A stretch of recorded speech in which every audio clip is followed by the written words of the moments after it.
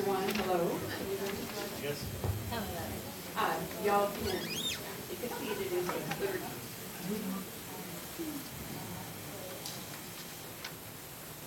I would like to announce that this meeting of the Seguin Independent School District has been duly called. The notice of this meeting was posted in accordance with the Texas Open Meeting Act, Section 551.043 of the Texas Government Code. We do have a quorum. So welcome, trustees. Welcome everybody in the audience. We're glad that you're here this evening. We're going to start off with our pledges to the United States and Texas flag, and Mr. Nico Francis, who's a third grader at Rodriguez Elementary, will be leading.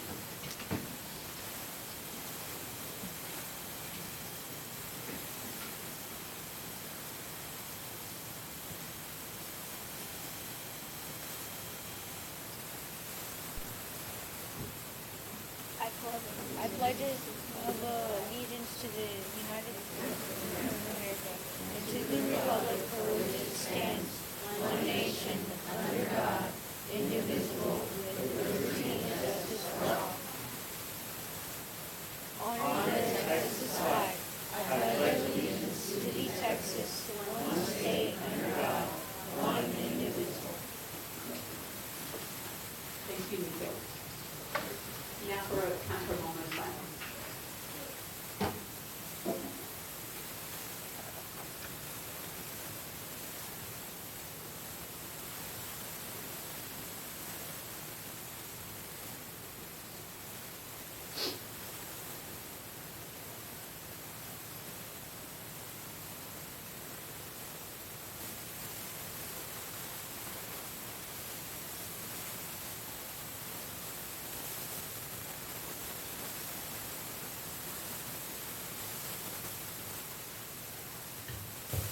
Thank you.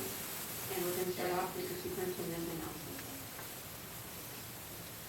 Good evening, Matador Nation. We are 6 short weeks away from the last day of school and graduation, which means our calendars are filling up with events, ceremonies, and celebrations. Since our last meeting, I attended the Seguin Education Foundation 5K on April the 2nd. The course, weather, and race all made for a friendly and successful event. A big thank you to our SEF volunteers for making this happen to ultimately support our students and our teachers. The Seguin High School Navy Junior ROTC program invited me to the annual military ball on April the 9th. It was a special evening for our junior ROTC program, and I was glad to be part of it, especially after the event was sidelined due to COVID for the past 2 years. A big thank you to Commander Robertson and his students for including me in the festivities.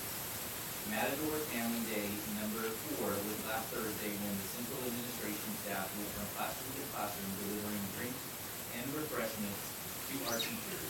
From their reaction, I think our teachers appreciated the gesture and are already looking forward to what is in store for Matador Family Day 5. On Saturday at Manuel Castilla Park, we hosted the inaugural Kite Festival. It was great to see so many families participate in this community-wide event, co-hosted in partnership with the City of Seguin. Best of all, the wind cooperated for our Kite line. Upcoming events include the MBLC graduation walk on Thursday at 12:30 p.m., Seguin High School Decision Day on Friday at 9:45 a.m. in the Student Activity Center, Trustee Boundary Redistricting meeting on May the 3rd at 6 p.m. On May 4th, the Seguin Chamber Teacher of the Year luncheon is at 11:30 at the Coliseum. That evening, we have a budget workshop scheduled at 6:30 p.m. On May the 17th, I'll host a virtual town hall at 5 p.m. to share news about strategic planning, middle school redesign, registration, and summer programming. Last but not least, STAR testing dates are May 3rd through the 6th for Algebra 1, Biology, and U.S. History. May 5th and 6th for 8th grade Science and Social Studies. May 10th and 11th for Math and Reading in grades 3 through 8, and 5th grade Science on May the 12th.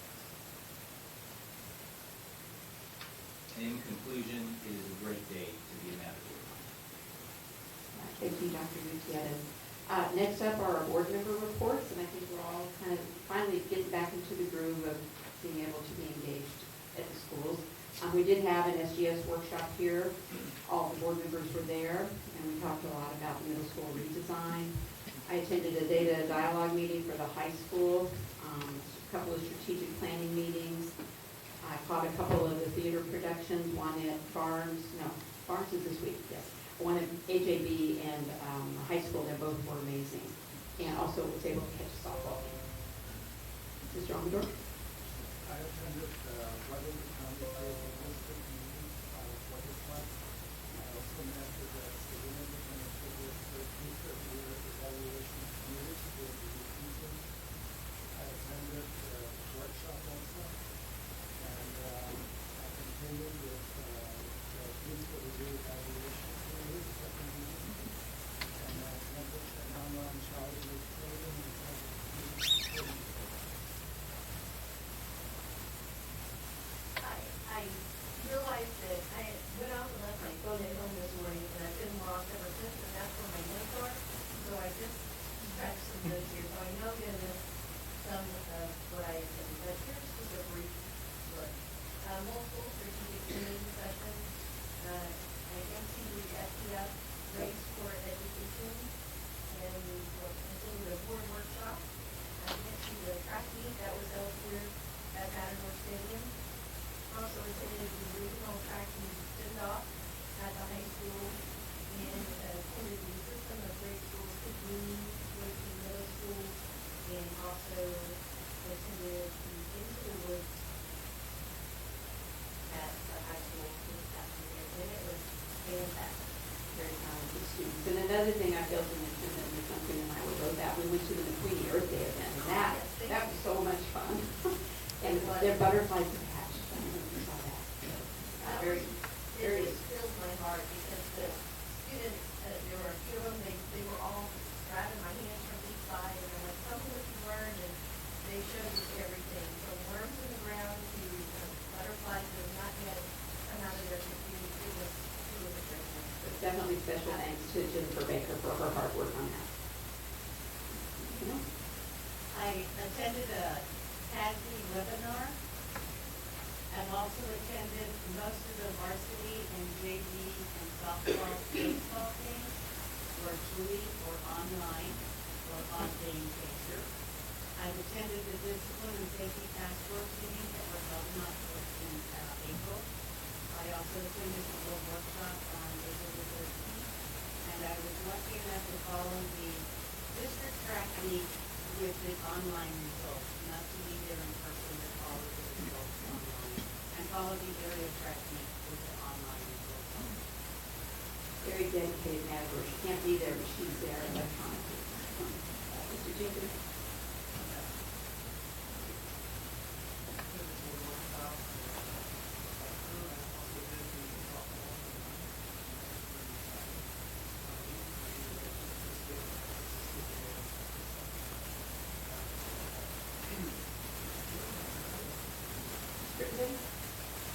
I attended the college career and military readiness task force meetings for the awesome section of Adam's family at ABB, and also awesome Woods at FHS, and Mr. Greta? On April 4th, 2018, the Facilities Task Force meeting. April 13th, I attended the board workshops. And also include the on April 13th, we attended the AJD construction meeting and finance normal all months in line. On April 20th, we attended the middle school community regarding meeting at AJD. June 21st, much of the pueblos de los amigos para familias bilingües de all political establishments. 422, we attended the And I'm a board member, but I kind of feel like our lives are working so here. We should go over home. Get close. Can you go on the back here, Mr. Law? You can't actually have it on. Okay, just make sure you have it on.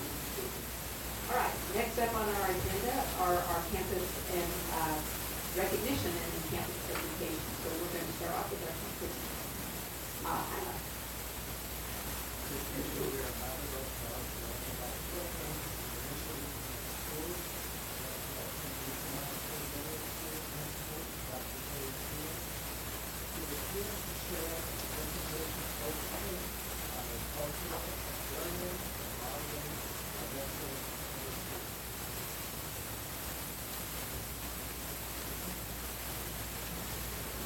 Please join me.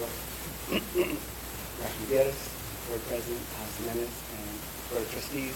On behalf of our students at AJB, our parents, and our faculty and our campus as a whole, thank you for allowing us to come tonight to present on our campus, the work that we've been doing this year. As you can see, this year our theme is building up, very obviously, because we have a construction project made possible through our leadership with Dr. Gutierrez and you as a board.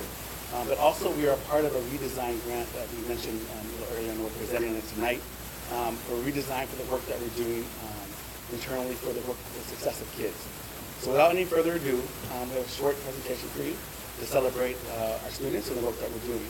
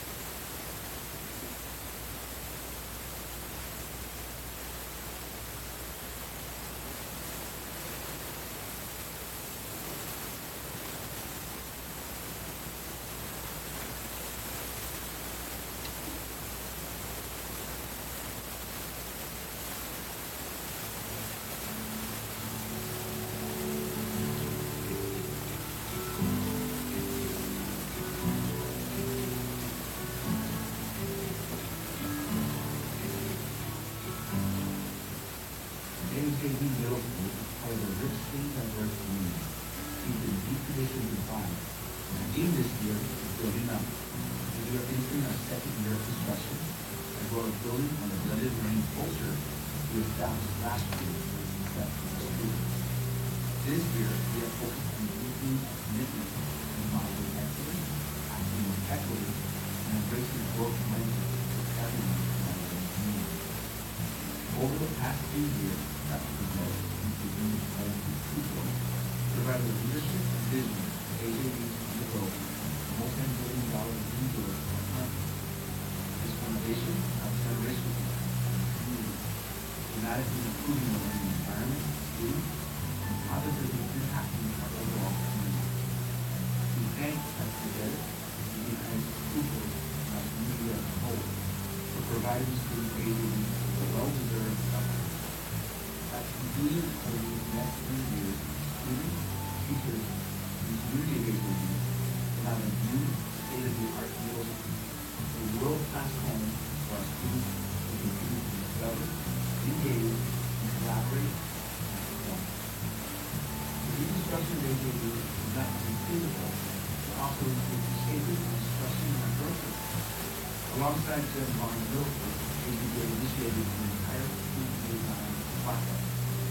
This process has been critical in ensuring that all students have a voice and are active participants in the redesign of AJB. I have the voice, but I don't have one AJB to make recommendations. To do this, the planning and design committee focused on blended learning, high-quality instructional material, high-dose tutoring, social and emotional well-being, and as well as what extended learning opportunities to be outside of the traditional school day for our students. With tireless support from personnel from the SISD School Talent Combination, Student Services, the Whole Child Department, and the Child Nutrition Department, our campus was able to successfully launch a great opportunity for history to attend Camp 4 at the HEB Foundation Campgrounds. Camp 12 provides students an opportunity to take the classroom outside of the study and challenge themselves with new experiences. At camp, students participated in intentional social emotional habits that developed resilience and speaking skills, while increasing awareness of how those words and actions affect others. HEB's Camp 1 system is part of the process of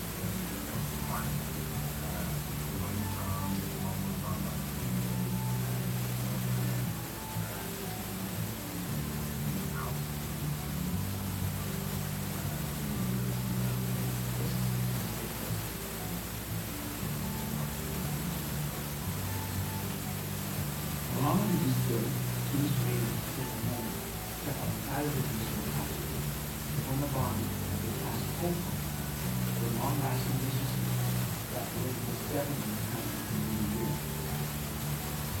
AGB is aware that COVID-19 may have limited their opportunity to participate in this rebuilding. In response, AJB has again sought out to open our doors and increase the number of parent and community events on campus this year. Some of these events included a fall open house and our most recent report card pickup and parent night. With hundreds of families attending, we were able to meet with teachers to discuss how we can support the child's academic progress. This report card night, AJB has also partnered with local community organizations and resources for our parents. Very excited for our AJB to return after the COVID period to continue to raise money for our students, teachers, kids, and community centers, and do that every time. We are very happy and grateful for them, and whom realty and mental. The gracious school government and their leadership, we are extremely grateful for this support. Teachers and learning at AJB remains a top priority, and they got the center of the work. To further develop our campus, we continue to work on utilizing our instructional both through social PLC provides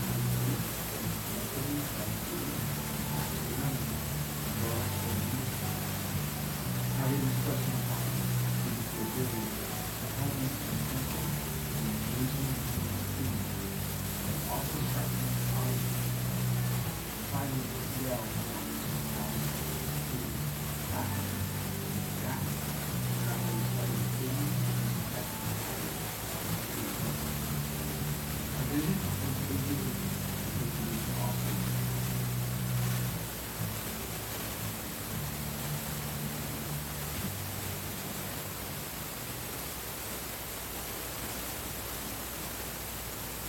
Thank you. Do you have any questions for us?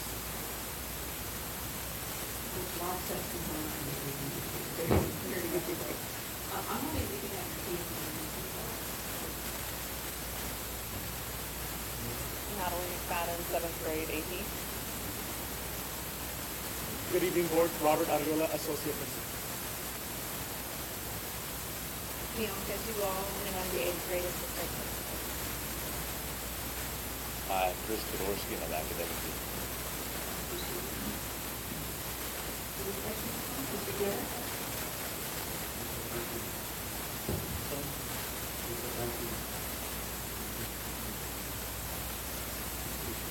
And no part being in the school committee.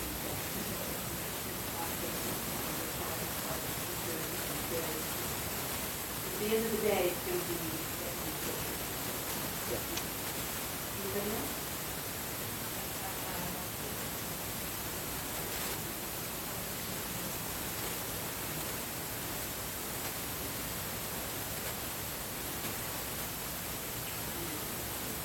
Try to celebrate as much as we can. Thank you for that. Thank you all for working and staff. Thank you very much. Good evening.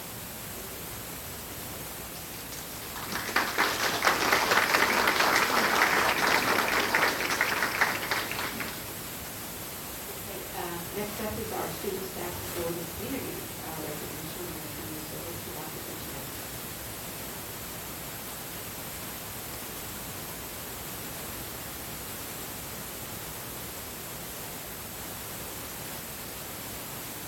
Seguin ISD has a long storied tradition of outstanding music programs.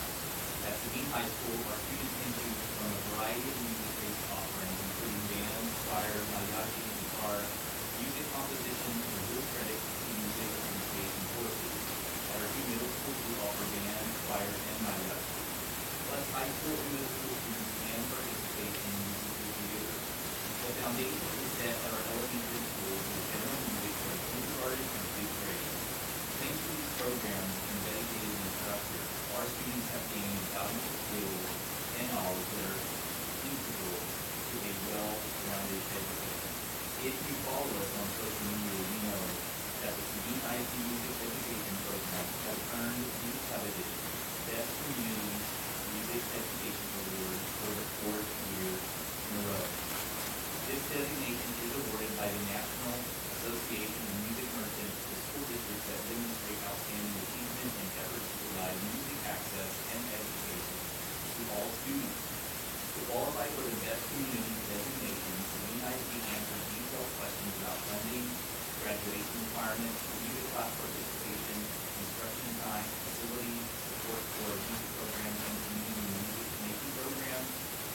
responsible to verify the school officials and reviewed by the Music Research Institute at the University of Kansas. We are honored to receive this national award, and it couldn't be made possible without our community support of the arts. We value our partnerships with TO Youth and Music programs offered to our elementary students, the work done at our middle school to further develop the love of music, and the discipline and dedication our students exhibit at Seguin High School. Led by Seguin ISD Fine Arts Director Jason Adams, our fine arts educators are appreciated for the leadership they instill in our team each and every day. I am confident that Seguin ISD will receive this honor for many years to come. Tonight, Mr. Adams is joined by several music teachers from our elementary campuses, as well as our band, choir, mariachi, and music theater programs. I invite them to come forward for a quick photo. Congratulations to you all.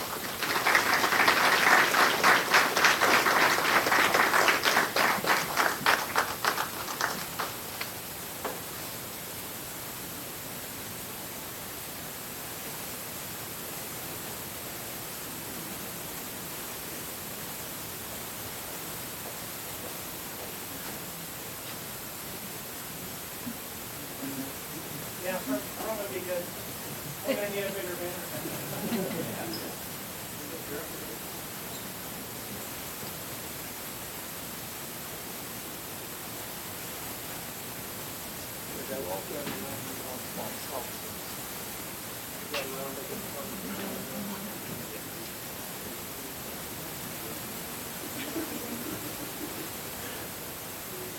Father in the back, and let's, head over here.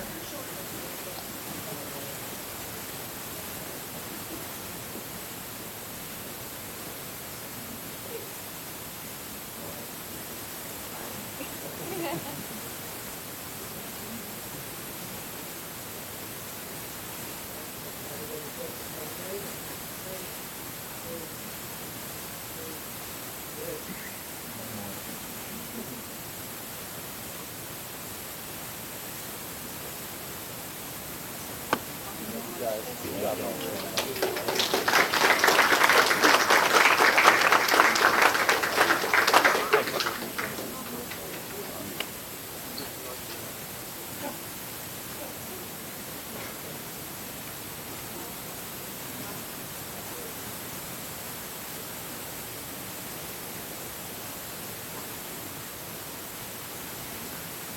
Thank all of you for coming. It's just such a special visit. It's so good to come up. Mr. Adams, congratulations. Once again, thank you so much for all you do. Let's give them another round of applause.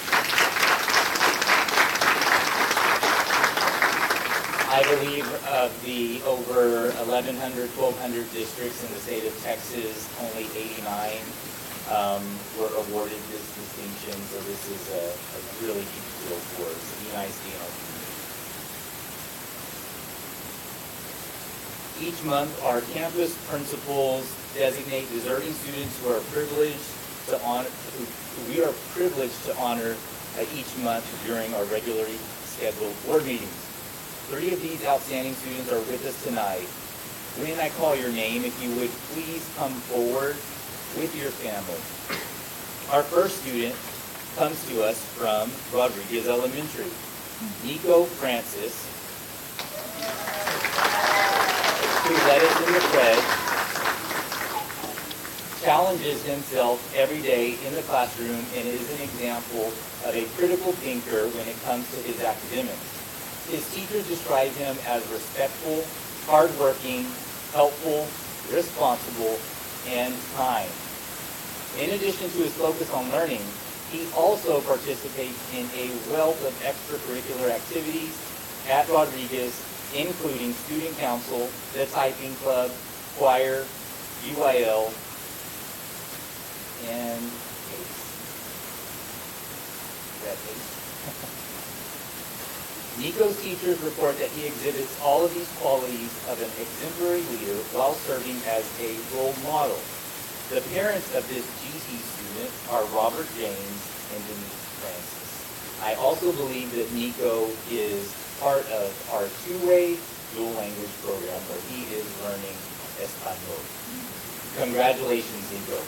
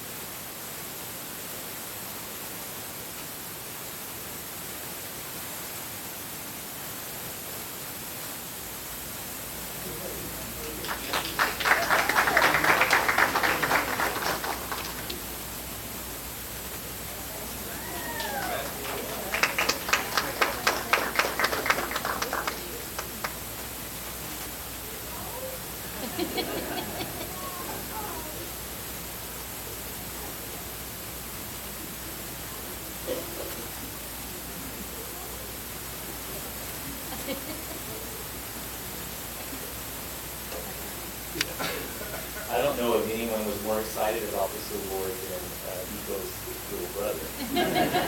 Pretty proud. Our next student comes to us from Breezy Meister Middle School.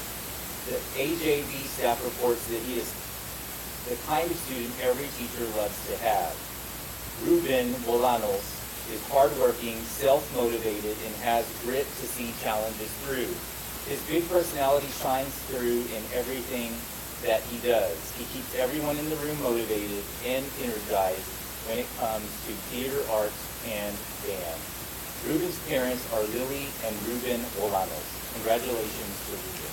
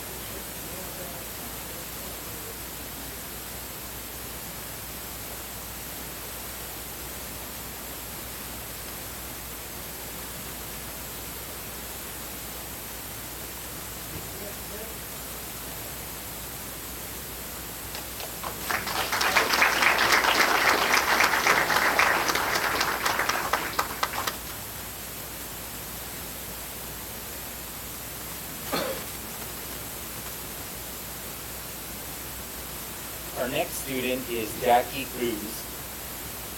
She is an exceptional student from the Mercer Bloomberg Learning Center. She is a junior with a great attitude and exceptional attendance. Thanks to her hard work and dedication, she is on track to graduate very early next school year. So far, she has earned 6.5 credits since enrolling at NBLC. She is always willing to help, and the entire staff at NBLC are grateful to have such a wonderful student at their campus. Jackie's parents are Lorena Perez and Luis Cruz. Congratulations.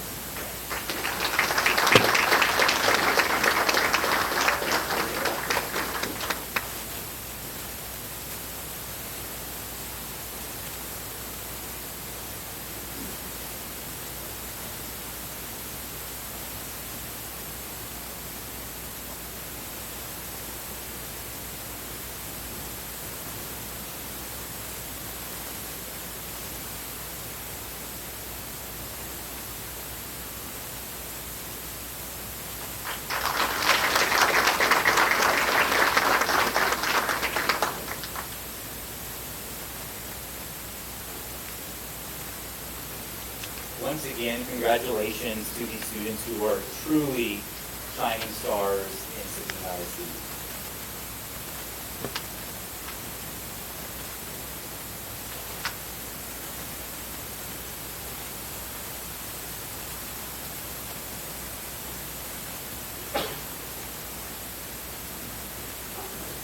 Congratulations to everyone's parents who are still here, especially to you. Hard work is all being taken off. All right, next up we have audience with the board, where we designate time for audience participation at the beginning of each meeting to hear a person who desires to make comments on the policies policies and individuals. Those wishing to speak shall come before the meeting stating their concern or noting the agenda item they wish to address. Audience participation is limited to 5 minutes. The board shall not deliberate on any subject that is not on the posted agenda. This evening we have one person signed up, and that is Dr. Paul Bain Martin. And he would like to speak about ecological principles, growth addiction, and responses, and overall the business management. Good evening. Good evening, Cindy. Thank you. Do I have this on? You not here? Okay. I'm going to go ahead and continue. I said that I'd continue with connectivity, one of the ecological principles. And it, of course, is connected to those major ecological principles, at least I put them as ecological principles: the second law of thermodynamics, the precautionary principle, and the golden rule. And I did say that Pavel would be here, alter ego, but he went to talk off Poland to kind of help with this Ukrainian situation, at least mentally. And actually, I planned to do, I've got a good feeling about I'll join you later on. First, related to connectivity, I'm not going to go into a bunch about humans and interactions with other biota and abiota, and then some of the barriers to connectivity and how we might facilitate connectivity, etc. Because of this honored guest we have out here today, one of my old buddies from St. Philip College. So I changed it up a little bit. I had it all typed up like I did last time. Now I'm going from my chicken scratch, which is kind of dangerous.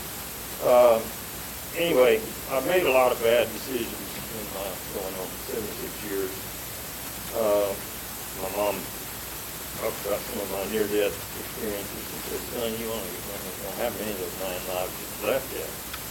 But I've also made some good ones. Maybe birth of my mom was one. Called her St. Louise. I called her, she passed last year. I married Betsy Martin. I came to Seguin. And Betsy, of course, spent a lot of years teaching here in the high school. And I went to St. Philip College, a little small east side community college. At the time I started, there was only about 7,000 students, 8,000. Right? And now there are 12. But I met a really good fellow out here, and I was vice president for academic success, Randall Dawson, and his father-in-law, was colleague in our department, Alton Baker. And I had to kind of put him on the spot. I hope he's not feeling better with me, but he really said some great things about Seguin and Seguin ISD when I went to Human Services last week for one of our colleagues up at Human Services. I had to mention that. And he had some really good things to say about all of these survivors. Anyway, now I'm going to get to connectivity a little bit more. And, Cindy will let me know when I'm running out of time. I know Carl over here for sure will. But anyway, I want to try a little bit of building a little social capital and credibility. I don't know problems there. But, I do have those 3 degrees in studied insects. I have taught. There's always more to the story, but I have taught at all levels, from kindergarten to college. And down the street from St. Philip is Davis Middle School. And I talked to President Andrew Reynolds at the time at St. Philip, and and Principal Hernandez, and a wonderful teacher at Davis Middle School. And we had those middle school students come into my labs and work with my college students. You talked about an experience. I had a lot of neat experiences. I went from multiple choice type test to just essay. And that can be a problem, because sometimes folks have problems writing that letter. But I went to another middle school. Love those middle schools, and 1 minute, my gosh. Well, anyway, I'm gonna have to leave my credibility building and just say that if you want to develop connectivity, I know it's difficult. Sometimes we've already gone over the dam, so to speak, or cross that bridge. But all schools should be small. Small is beautiful. If the superintendent, principal, and other administrators aren't in the classroom teaching, they're doing some teaching, it's too large. If the classroom isn't mostly out of doors, the school is too large. There's too little green space. Sports should be mostly intramural. Everybody should swim. I'm not going to go into all my rationale in the back of this. The school should be bicycle friendly. There should be ecology across the curriculum, not only for the students, but for the teachers and actually all members of the community in some kind of way. Y todo el mundo debería hablar otro lengua. Todo el mundo debería hablar un poco de inglés. Yo creo que aquí está bueno de hablar un poco de inglés. Pero también otros idiomas como idiomas indígenas, español, y tal vez ahora es tu lengua de Ucrania. Sería bueno. Y yo ya acabé con todo el mi tiempo y muchas gracias. I almost said muito obrigado because it just came back to Brazil. But anyway, thank you all very much. I guess I should have stuck with my typing script.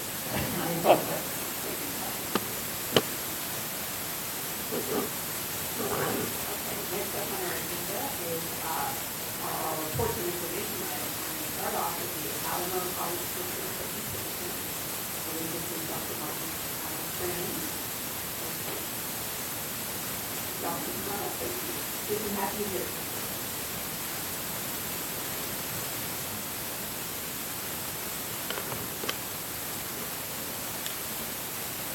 Good evening, Board President Thomas Menace, Board members, Superintendent Dr. Gutierrez, and the Seguin community.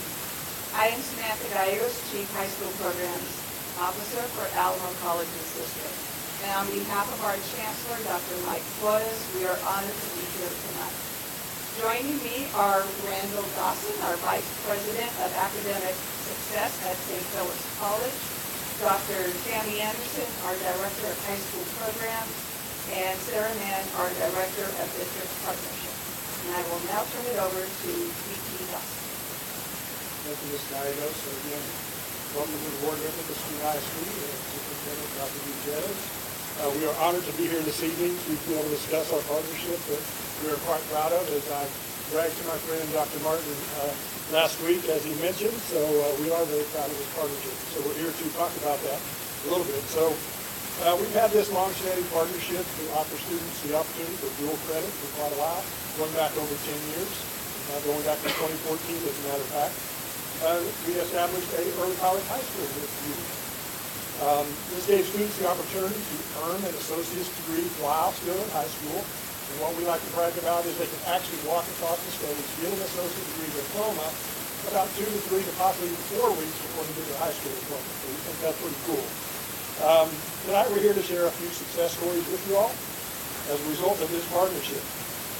During the past academic year, we had 491 Seguin ISD students that were served either through dual credit or the early college high school with their partnership at St. Philip's College, Alamo Colleges. 224 students took courses in fall 2020, and 267 students took courses during 2021. While some of those students may be duplicated from fall to spring, Seguin ISD students had a 79% passing rate within their college courses, which is a higher passing rate than their traditional college students. Kudos to both faculty and staff at both the schools, at St. Philip College as well as here, because you have some of your teachers here and some at our college. Overall, Alamo College District offers Seguin 26 different course offerings, and via the Early College High School, an opportunity, as I mentioned, to earn your associate degree. The senior class of 2021 earned an average of 32.92 credit hours. That is close to 1.5 years of college, while still enrolled in high school. We had 19 students earn their associate degree. And so through our partnership, we are proud to say that over the last 4 years, Seguin ISD students have earned over 4,500 credit hours. And students have saved an estimated $1.4 billion in tuition. We are honored to continue the partnership with Seguin, and we're very excited about our upcoming year. We've launched a new Seguin ISD Tech Academy with a focus on pharmacology technology. That's with one of our sister colleges, Northwest Vista. Unfortunately, we do not have pharmacology at St. Philip's. But we are still excited for your students to be able to have that opportunity in the Alamo colleges. So before I get to the very end of this, I do want to recognize Dr. Gutierrez and your staff, especially Dr. Escobar and Ms. Annalisa Vargas, for the outstanding work that they do with us. We could not have this partnership without their support, your support, and their efforts that we meet with on a constant, continual basis. Thank you and your staff for this partnership. So on behalf of our Chancellor, Dr. Mike Flores, the President of St. Philip's College, Dr. Williams Loston, again, we want to thank you, and we would like to present you with this certificate of appreciation. And again, looking forward to continuing this collaboration and partnership with you. So again, thank you very much. So did you say that we have been partnering with you since 2014? For the early college, high school, so do it longer for dual credit. Well, the early college high school is a very big deal, and the credit to the board that was sitting in the chair back in, and it's really nice to have students that want to. Yes, ma'am, thank you. So, wave at me if you were part of that back in 2014. No? Was that you? No, you're younger. Okay, so the previous board, you're thanking. Understood, yes, ma'am.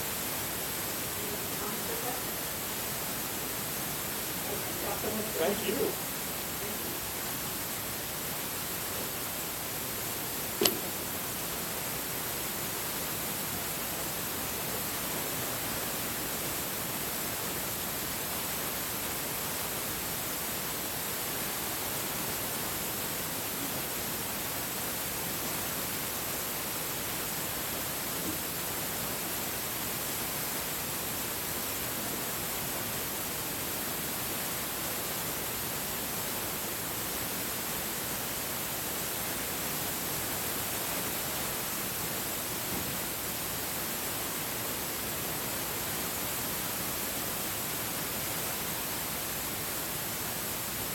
And thank you, Ms. Barker, thank you for everything you do and for being here tonight. Is Dr. Escobar here? Thank you for being here tonight and for all the hard work that you put into this. Yes.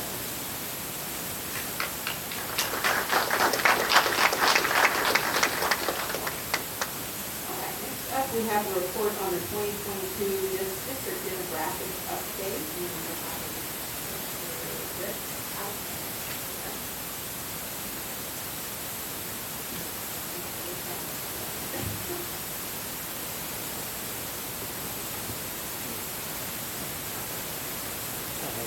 President Thompson, Dr. Gutierrez, and board, I'd like to introduce Brent Alexander.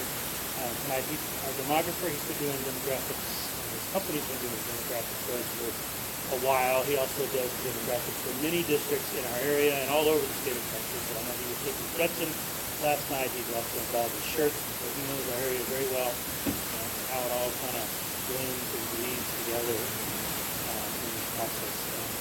Tonight, he is going to wow you. Hope everybody's settled in your chair. I know they're on rollers. Be careful. You don't get blown back. There's a lot of information this evening. Please take time to ask questions and look at this information. You all got a copy of the presentation. This presentation is a little bit more involved, but there's so many pictures and stuff, and photographs that I didn't include in yours because we would not email what we tried to do. But we can get you a copy of the presentation for $59. Without further ado, Thank you, Mr. Lewis. President Thomas. Thank you, Board of Trustees. Dr. Pierre. Pleasure to be here tonight. It's an exciting time. So, as Mr. Lewis said, buckle up. It's buildings coming. Tonight I'm going to start off by looking back. Just wanted you to see the results, initial results from the 2020 census. We've been waiting for these for about a year. So here are the initial results that were released in December last fall, showing that the overall population in the district is just about 47,000 total residents.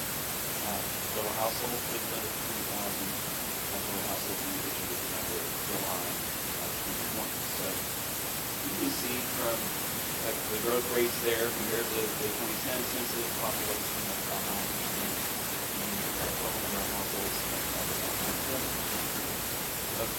These numbers represent what we see in a lot of local area and more households. So keep that in mind as we go forward. We did get the over 18 and over population numbers, so it's happening. But they did show a 2.5% decline over the last 2 year period. You can see the portion of population. Moving forward now, looking at the annual enrollment history. These are the total enrollment numbers for the district dating back to the 2011-12 school year. You can see that this the official enrollment for the 2021 school year is 7,064. That's the number back at the snapshot date. Look at the 2020 number, you can see the impact that we had on enrollment. You all did also implement a program that level that did impact that number. So when you look at the year-over-year totals, numeric change numbers in the upper right chart, the percentage growth numbers in the bottom right. You can see that year from 19 to 20, that loss is about 4.9%, which is substantial. But just note that the COVID environment did cause the state to lose about 2% of enrollment during that year. Many districts across all the major metro areas in Texas lost 2 to 4% of enrollment. But we've not seen many districts bounce back and enrolled with bounce back as well. So just keep in mind when you see that number 4, 29, 20, but it does also reflect the change in the contract.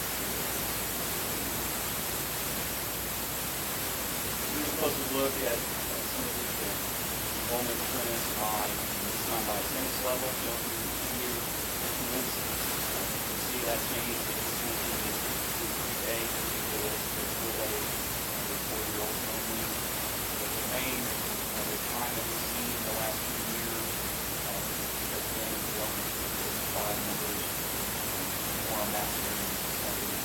But you can see middle school is relatively flat. High school is treated up to now record high. On this slide, you can see the individual rate total history. You see those 2K numbers, how they change from 2017 to 2021. You can see highlighted, you see both of the largest class sizes per grade. Looking back over the last 15 years. You can see that growth that came in the elementary level back in 2010 to 2013, constantly those students that age that degree. This is coming now where we have to go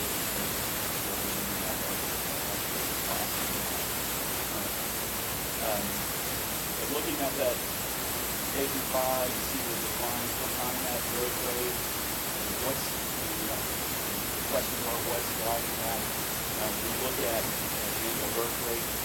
The birth rate data shows that for the local zip codes, 71155 and 78638, those numbers have been pretty stable these last several years. We got three more years of data that you see. That's driven by the blue line. It shows that we moved the birth rate total up 5 years, so the last 2 of those years represent the highest levels of that's good news for building a base population for what is expected for kindergarten going forward, which should be about 500 historical growth. Now, what has had a bigger impact on elementary enrollment has been more students living in the district within elsewhere. This report here, I would like to say customers, simple PPA report of students that do live within district boundaries that are attending other public schools with the public parks. You can see this past year that number has increased to 467. About 45% of those right now students who have lived in the district or attending the Southwest Trustees. That school opened in 2016 with K for 6 and now K for 11.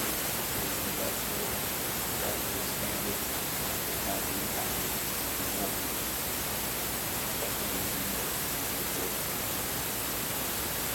Next few slides to show you geocoding and different kinds of demographics that goes we map all the student information. This year we mapped a little more than 7,000 students. Totals for inside the boundary remain relatively similar to what we've seen in our past studies. 98% within the boundary. This year a little bit more outside the boundary. So when you look at that previous chart, the column where it says 0 reporting transfer in, that's student reporting room. What we have, obviously we have either the teachers or the students and other employees bringing students in and outside of this as well as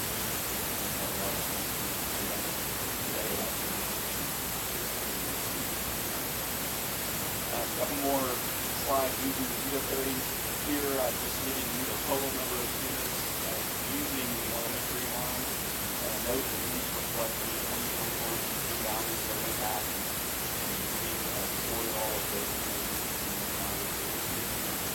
to reflect enrollment as we want to graphically.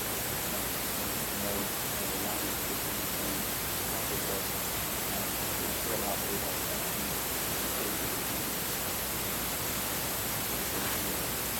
Now, when you look at the growth over these last 3 years, our last study in 2019, the areas of Catalan and Iron, those are all down enrollment that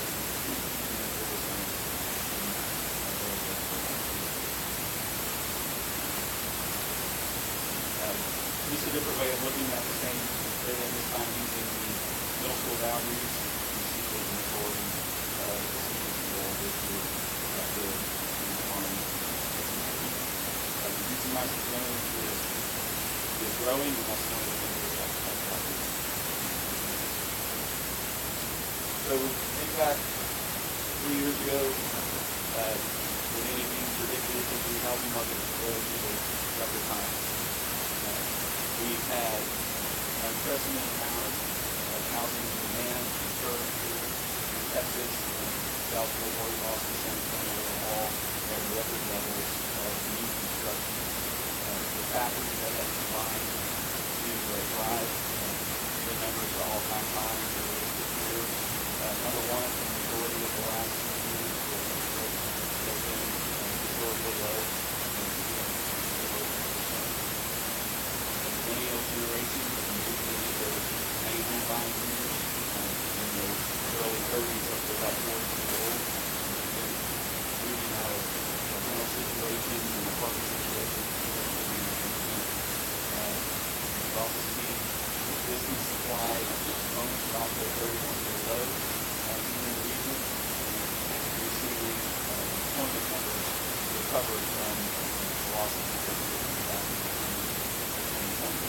And then also a very important point, continue to see numerous reload fires and people coming in from outside the state of Texas, and just a constant increase of increase in San Antonio. So the Census Bureau did release population growth numbers and migration numbers for the last year. We've had South Fort Worth is #1 in the nation, Austin is in the top 5, and San Antonio is in 7 in all major metro areas. With that occurring, the housing market has grown to record levels. This is for all of Greater San Antonio. And you can see that in 2021, there was 22,000 homes started, over 17,000 new homes. Again, the mortgage rate has played an important role. It's interesting that I did this slide at the end of February, but you can pay attention to the news and watch this at 5%. So that affordability is an issue that we're watching. It's definitely playing a role with the continues to rise. We'll talk about that more in a minute when we are looking at the forecast. But here's some charts in here that talk about, here's the existing home supply at 31-year low. The thing that really has shielded a lot of the Texas markets and helped the housing market grow is the fact that the economy here in Texas has been so strong. You can see by the chart on the left the losses that were experienced in the early part of 2020 and into the summer, and how we've gradually been recovering. The great news is that we have seen the job numbers come back to where we were pre-pandemic. The newer numbers that the Texas Workforce Commission is putting out are showing that the region has surpassed where we were back at the beginning of 2020. Some additional slides in here just shows you the monthly changes for employment sectors. Again, we see strong numbers in professional business services, financial activities. Other categories are all up. Again, this is all providing, help provide the demand for new homes in the region. And just one final comment on the employment rate. We're seeing the number drop already back below 4%.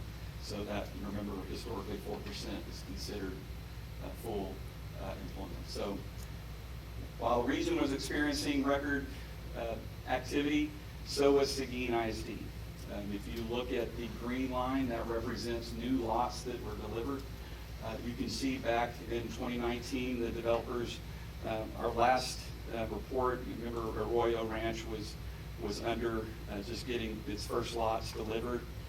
Some of the pictures, if you go back and look, it's just the dirt moving. And go compare that to what go ahead, drive out there today. I'm sure you all have seen it, but look what the totals are now.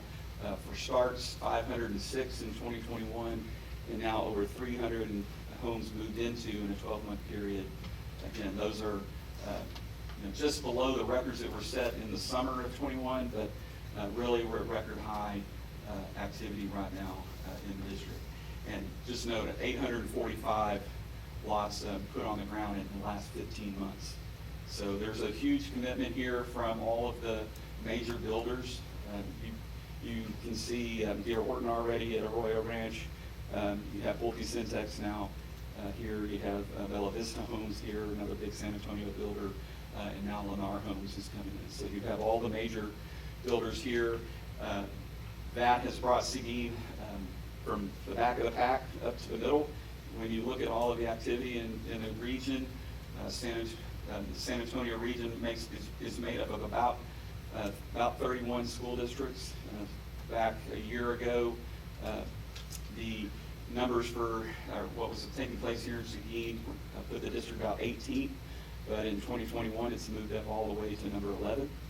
So you can see many of the districts that Mr. Lewis just mentioned, Judson and East Central and Church Citalo up there, top 6, they reflect all of the activity that's happening along the I-10 corridor. It's really taking off over the last 2 years.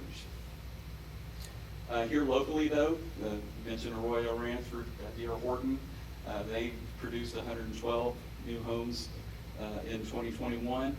There are now 161 occupied homes there. They have just under 1,100 total lots planned. So they're moving through those. Hidden Brook up off of 46 north of I-10, doing about 70 a year.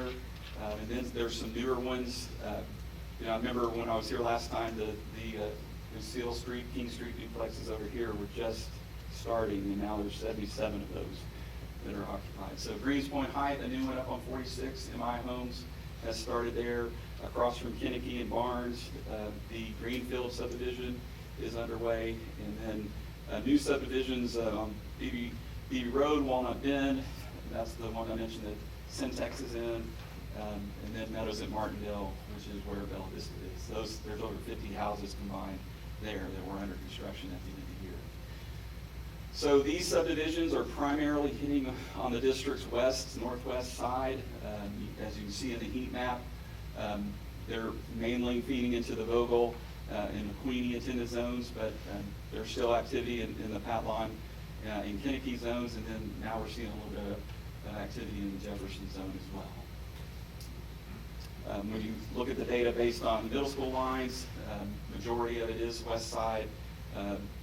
In the A.J. Briesmeister zone, there's a picture of what some of the product looks like at Syntex's Walnut Bend there on the east side of 46. The product that is being built is primarily in that 200 to 300,000 range. It's mainly an entry-level first move-up. You're going to see a lot of smaller houses, smaller floor plans that that's one of the ways that they're keeping the price down, even though today you can see that the median new home price has grown to over 270. So that's quite a big jump from where we were 10 years ago. But going into 2022, there were about 400 homes that were in production but not moved into. 593 vacant lots were on the ground. Those are finished lots waiting for a house to be started. And then coming behind that are another 759 future lots. And then we continue to add more tracts of land into our preliminary, our future lot count. That number now is over 6,500 total lots that are planned in the district. So I've put some maps in here for you all to study. Just a couple comments. When you see all of these subdivisions that are in blue, those are preliminary sections, so they're not under development yet. Everything that you see in yellow, for example, down here is Arroyo Ranch. That is an active phase. When you see the colors like orange and purple, those are streets that are under development. So, for example, right by Vogel, the Sky Valley. I told Mr. Lewis that after 10 years, I drove into Sky Valley, and there's a house under construction. That was pretty exciting, if you knew what it looked like a decade ago. But it is underway. Some things to keep in mind when going forward. So, we talk about it being an exciting time. Well, the builders are here, the home buyers are coming here, and the land developers are acquiring land. So here's the 725 corridor.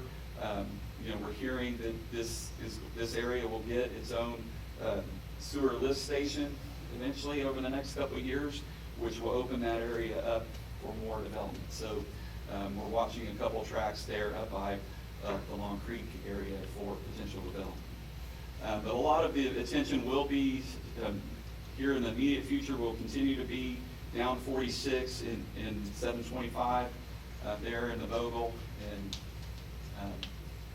if you move over, let me jump back. If you go up the 46 south of 10 area, you'll see not only the Walnut Bend, you'll see the Pecan Grove apartments that are under development, and there's a couple more tracks that I'll highlight here as I quickly go through the pictures. But there's still some tracts of land on the east side.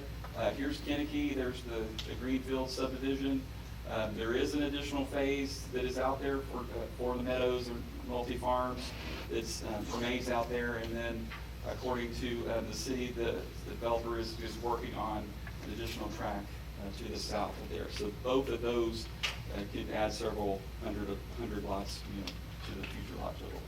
So these are aerial photos that we got in January, and I've added some of the pictures that I got over the weekend for down here. But one of the subdivisions that was just moving dirt 3 years ago is now off and running. You're looking south in this photograph. So you're the Love's gas station right here. So here's Ridgeview Estates, where Roush Coleman is building. This is one of their single-story homes. I think it really reflects the type. Many of the builders are building this similar floor plan. So this is, in that 1,400 to 2,000 square feet. But this smaller house yields fewer people. And so when you see the yields, you're going to see the yields are pretty low. But so you need to keep in mind that a lot of the houses look like this. So what we've seen over these last several years is they have yielded about half of what a traditional family house that would have been 3,500 square feet and 4 bedroom on a 60-foot lot. So here's a picture of Arroyo Ranch in January. Just know when you drive out there, these lots are delivered, and pretty much every one of these pads has a house on it, and you can just drive up and down the street and see all the houses that D.R. Horton has under development with sold on all of the lots.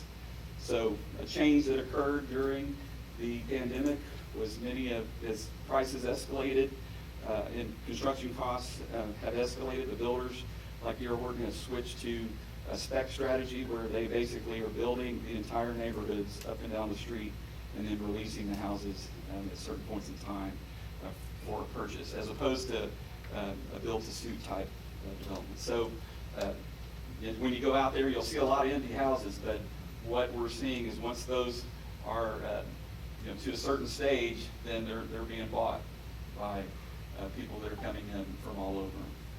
And then here's a shot.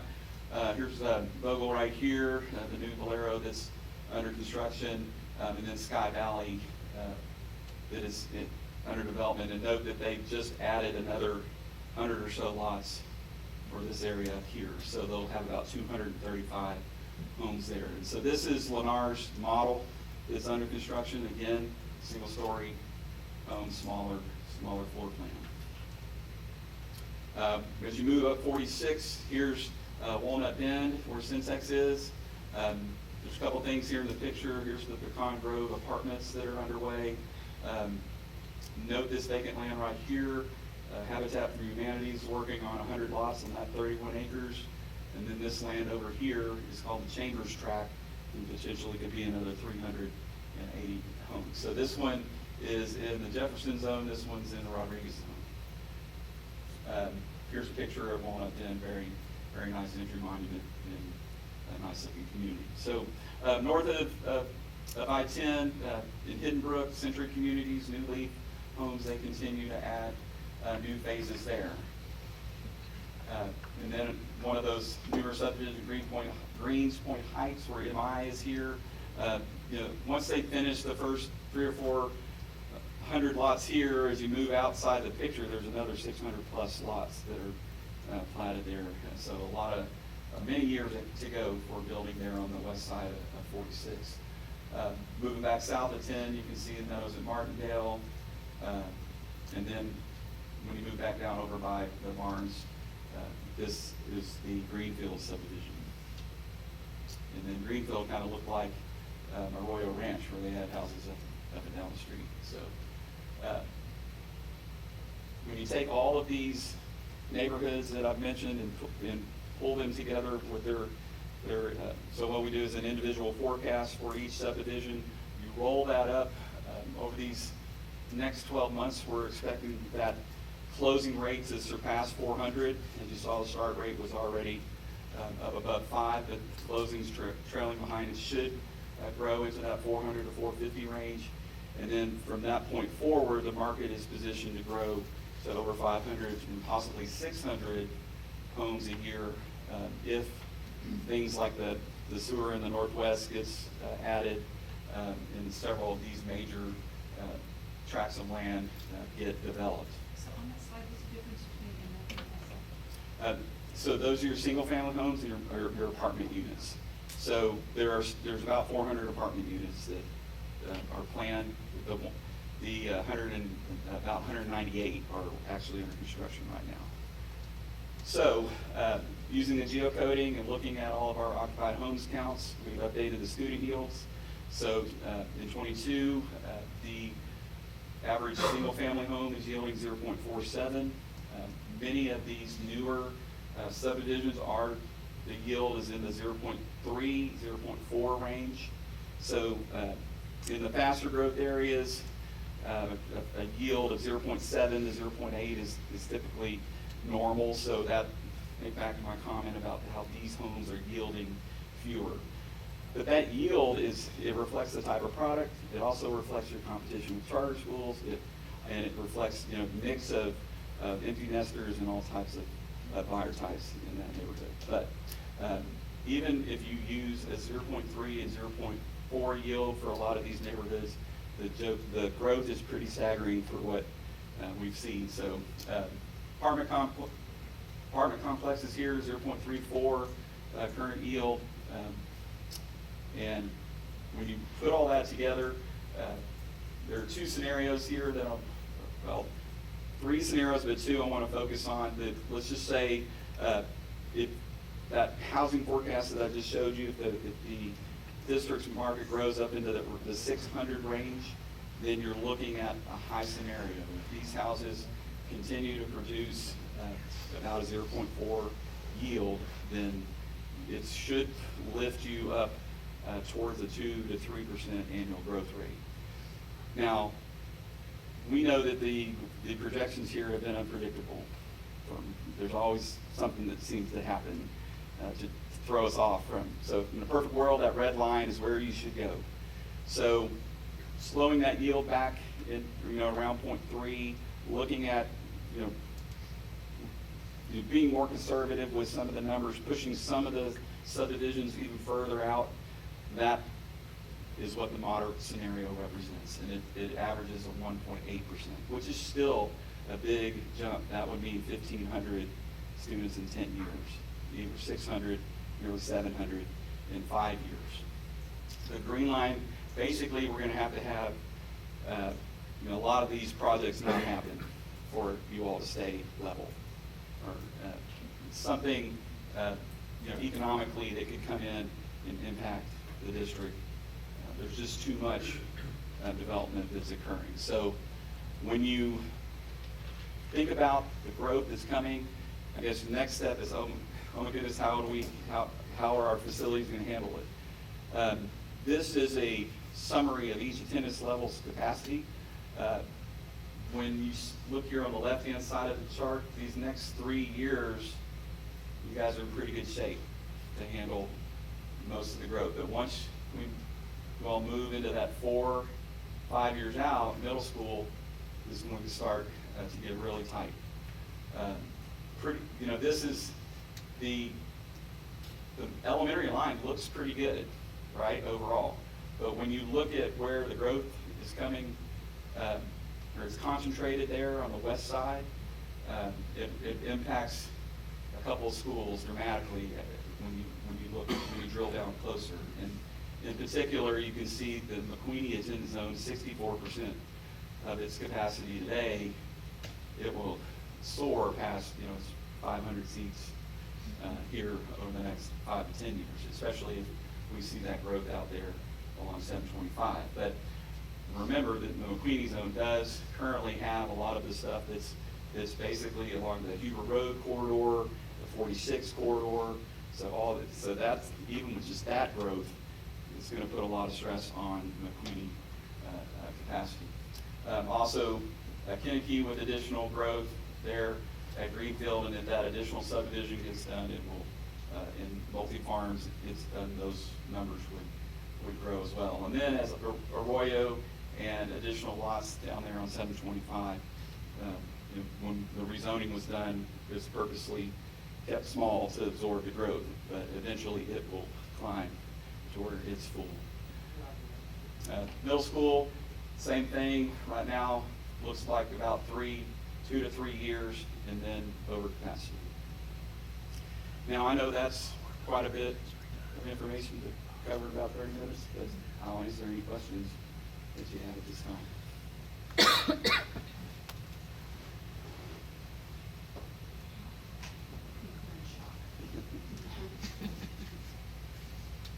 I think, Well, yeah, the last time we had this presentation, it was a lot different.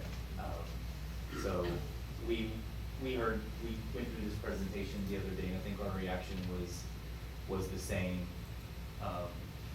But it's certainly promising news for us, especially when you think about Seguin ISD that has remained relatively flat for decades. And I think it speaks to the work that is happening here. And we're glad that we are starting those facilities conversations already. Right, and, the Queen's been on our radar for a while. I was feeling fairly confident about the middle schools until tonight.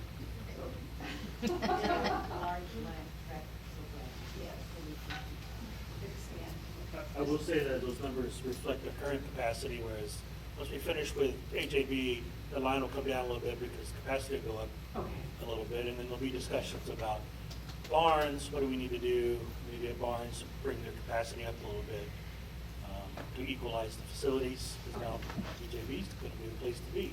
So, barns won't have the same facility, so that'll be part of our facilities bond discussion as well.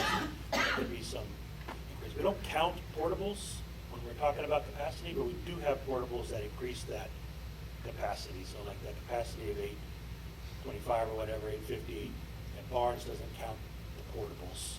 So there's 8 classroom portables sitting over there right now. We don't count those in our capacity, but they are there to help meet growth. And that's probably going to be the reality in several campuses as we move forward. And as we're building and moving, we're going to have to think, okay, where do our portables need to go to be ready before the next step? And then when are we going to draw lines again and those kind of things to make all that. And when we had those conversations about boundaries, we talked about how it was going to become something that was probably more frequent and not something every 10 years. And so we've already planted those seeds with our community, and that's something that they will expect. And as you can see with all of that growth on one side of the district, that's going to have to happen. But another thing that we're going to have to get accustomed to as well, should we consider a fast-growing district, is portables. When you look at fast-growing districts, to accommodate students during the planning phases of building, it's portables are going to be something that is likely going to be a topic of conversation here if we start to see those numbers. What wasn't included, I know there's still capacity in our high school. What's the thought of high school? So, as far as capacity goes, we're there, but we need to look at programming options at our high school as well. So some of it doesn't have to do just of space, but offerings and how many kids are in certain programs and needing additional space for those growing programs, mainly CTE programs, and maybe even part of our fine arts as well. As those grow, ballet folkloric, the school was not designed with that in mind, and so I'm looking for spaces for those. And our mariachi program has grown so huge, we need to look at spaces maybe for those as well. So it's not necessarily always about the growth, but the growth in our programs and the offerings and the things we put as a priority in our high school for our students. So, like the P-TECH program, that'll be look at space for that. And so there's a whole lot of things that are going to put demand on the high school as far as program spaces. Because there's still room. We're at 2150 at the high school. I think the capacity is 2450. So there's certainly going to be room. But the challenges are going to be the fact that we're going to need to increase program options for a growing school population. So another thing that we're going to be doing that we're not quite used to is, back in 2018, 2019, our facilities committee came together. Now 3 years later, we're having conversations again.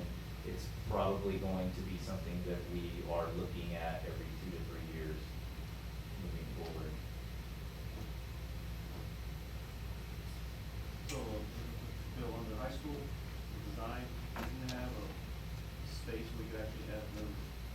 mean, we have the whole field in the back where we would look or expanding out from the, Yeah, onto I'm the. trying to remember if the Yeah. building design is in there, just add to something.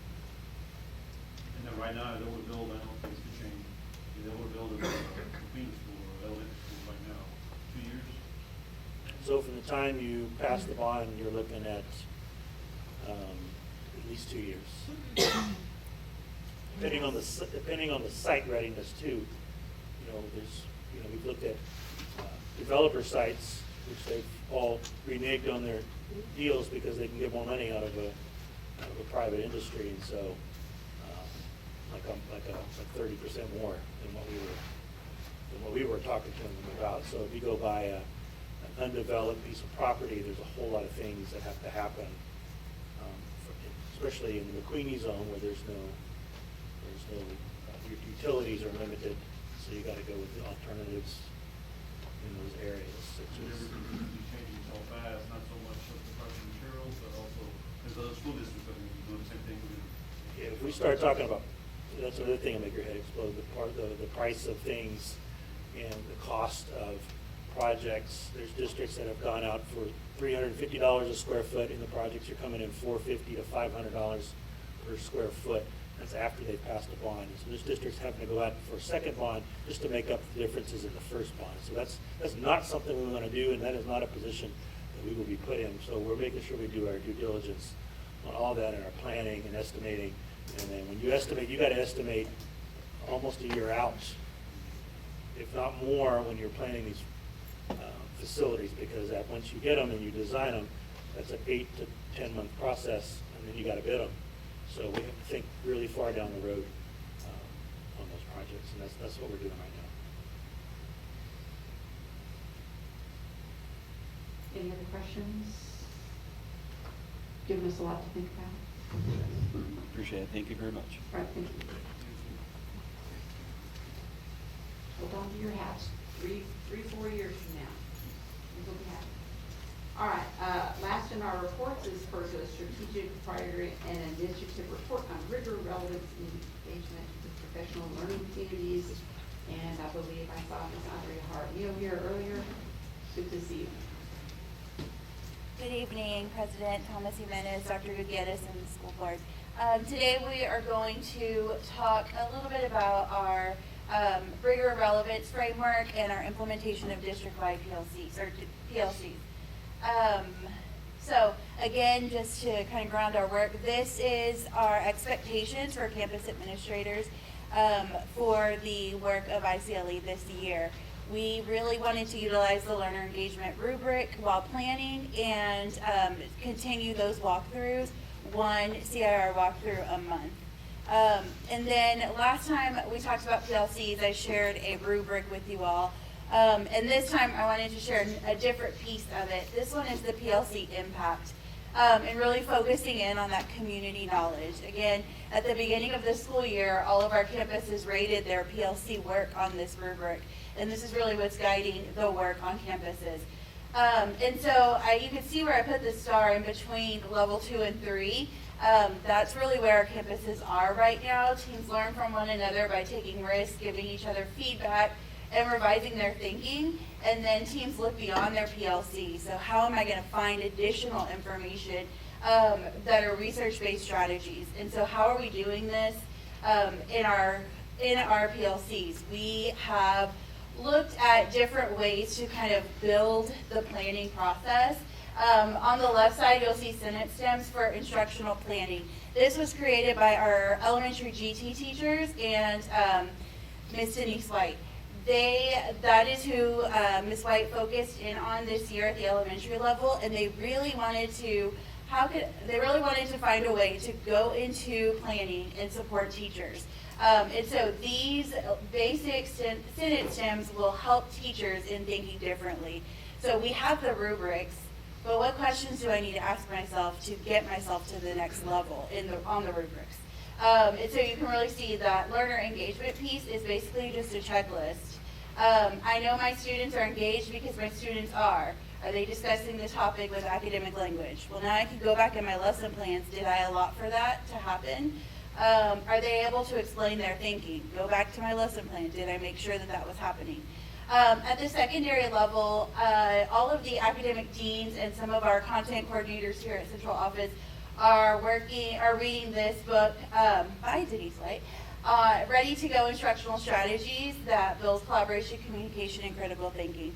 They are working through this book this semester to really kind of change their thinking of what strategies can I use or can I support my campuses with to get students to think creatively and communicate. So I wanted to share with you some pictures.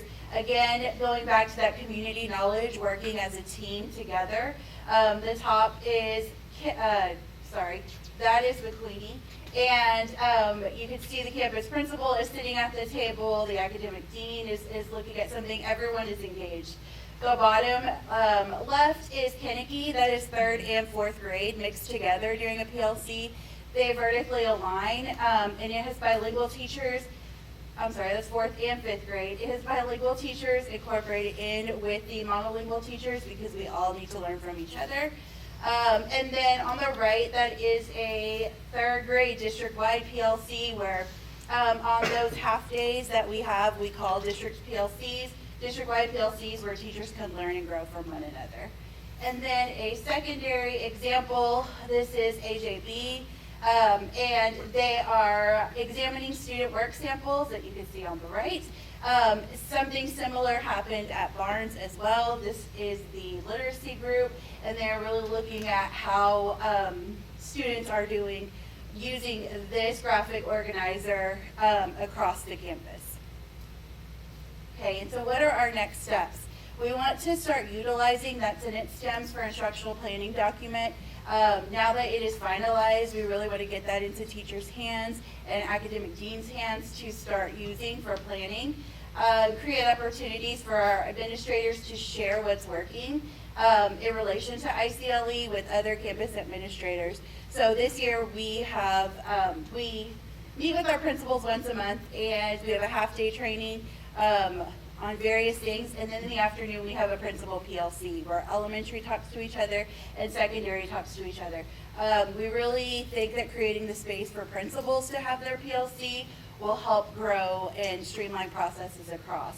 And then we are also going to begin planning with campus admin to continue the work of ICLE and Solution Tree on their campuses. Any questions? The sentence stems? Yes. Is that weekly or is that unit planning or what is that? It can be used for either or. Either or? Yeah. And they can really just pick one of those. Like we're going to talk about learning connections and just focus in there. And are those required to be in their lesson plans? No, this is a way for them to start thinking about how to add all of these into their lesson plans and how to add opportunities for rigor and relevance. Yes, so it'll be highly suggested with the facilitation of the academic dean. Are they a document on the computer or are they handwritten? How do they? Lesson planning, it's on the computer. This, we were thinking of just making a big poster to put in the PLC rooms. It's really a facilitation guide. I don't think we've ever seen a copy of lesson planning. I don't know if y'all would like to see that, but I'd kind of like to see what a typical lesson plan looks like at each of the three, elementary, middle school, and high school. Sure. Elementaries are like 50 pages, Oh, but yes. wow.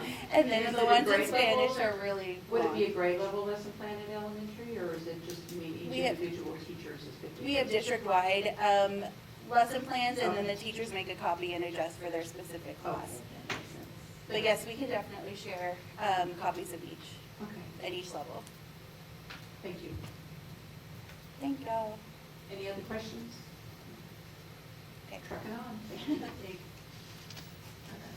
All right. So next up in our agenda is to go into closed session. That's my understanding, we're not going to go into closed session. So I propose that we take a 10-minute break. It is now 8:01, so if we can be back by 8:11, we'll come straight into our consent agenda items. Okay. So first up are our consent agenda items, where BE local states that the consent agenda items shall include items of a routine and/or recurring nature grouped together under one action item. All such items shall be acted upon by one vote without separate discussion unless a board member requests that an item be withdrawn for individual consideration. The remaining items shall be adopted under single motion and vote as applicable. Tonight on agenda, our consent agenda, we have the approval of the board minutes for the regular meeting, March 29, 2020, and the board workshop, April 13, 2022. And the regular meeting was March 29, 2022. B, approval of tax collection reports for March 2022. C, approval of proposed budget amendments and financial statements for March 2022.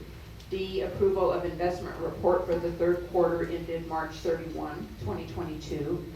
E, approval of district-wide special education services, which was RFP number 21-05. And F, personnel information and professional employees.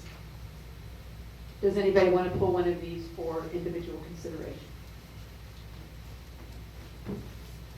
If not, do I hear a motion for approval? Second. I have an approval from Mr. Amador and a second from Ms. Duncan. Any further discussion of any of these items? Not, all in favor, raise your right hand. All in favor, same sign. Motion carries 7-0.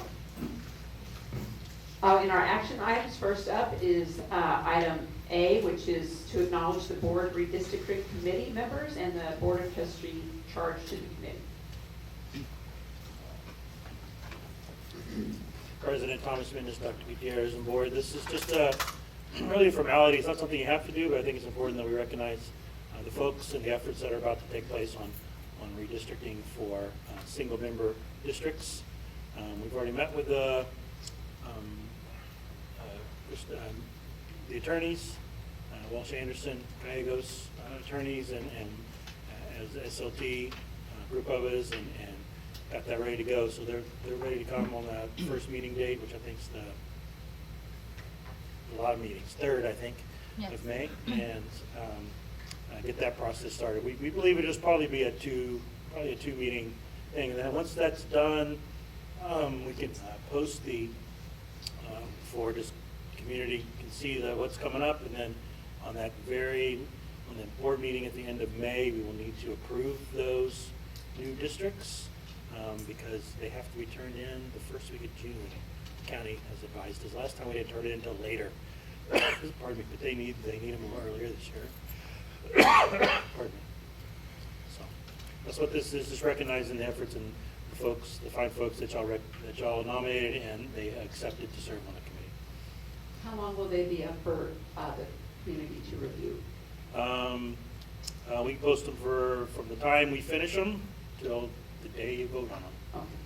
So. That'd be at least 2 or 3 weeks. Could be 2 to 3 weeks, depending on when we get the work done. And we finish it after 2 or 3. I think it's going to be an easier process than last time. There's a lot of hoops you don't have to jump through anymore. You don't have to go through the Office of Civil Rights anymore on your get approval. They don't have to approve it, but the district can do it. And the movement is there was greater than 10% population between several areas. They didn't change just a ton, really. It was not a huge change. So I think they'll give a couple options, and I think the committee will be able to discuss the implications of each one and make a decision. So what do we do for community involvement, I guess, for notification, besides the KW for the radio? So involvement for? Once it's complete, when we put it out to the community input. Yep, so we'll post the new boundaries. It'll be a board meeting, it'll be visible. Also the county elections, they also put that out to folks, what district they're in, what board member district they're in, etc. So we'll definitely post them, and then the county will also do their work with the elections office on the upcoming elections in November. So do you think those 2 meetings are going to be 2 weeks in a row? Or? They are 2 weeks in a Okay. row. We've already got So 3. you will have We have 3 weeks in a row selected, but the third one was if needed. Yeah, last time we had a lot more to do, and I think we did it in 2 meetings last time. So. Any further questions? If not, do I hear a motion for approval? I move to approve the redistricting committee Duncan. I have a motion for Ms. Duncan and a second from Ms. Moreno. All in favor, raise your right hand. Opposed, same sign. Motion carries 7-0. Thank you. And next up is our TEA system of grade school, middle school redesign.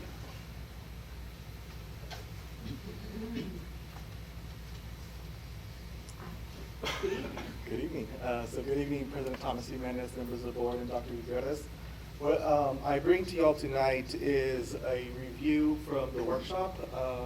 Won't be as lengthy, but I want to hit some key points and make sure that the community understands what you all are adopting or the proposal for adoption for today. So we are going to ask that you adopt 3 different items for each school, so a total of 6 items under that one adoption. So there's the blended learning redesign approval process. We'll hit that. We won't go into the redesign blueprints, but you have copies of the redesign blueprints. Those are like living documents, just like a campus improvement plan or a district improvement plan. So they'll be edited throughout, but what you'll see is a like 80% done version of it. And then the campus performance agreements.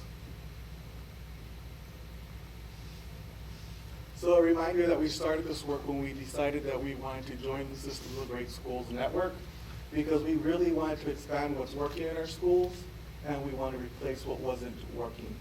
And so this is going to be our district level problem solving approach as we move forward with other campuses, one campus at a time and year after year. It's all grounded in research in that effective schools framework, where at the heart of this framework is effective instruction, right? This has to be about ultimately getting to effective instruction, but that doesn't happen in isolation. So we need to make sure that we have strategic staffing, right? We need the best teachers, we need to retain teachers. We need high quality instructional material and assessment. We need to make sure that what we're putting in front of students is quality tier 1 material so that it's rigorous, so that they learn, so that it stretches students' learning. And then the same thing with assessments. And finally, that it is a positive school culture. We know that if it is a toxic culture, if when people walk into the campus, they don't feel welcome, they don't feel connected, there's not relationships, we're going to struggle. And then we need that outer circle, which is that strong school leadership and planning.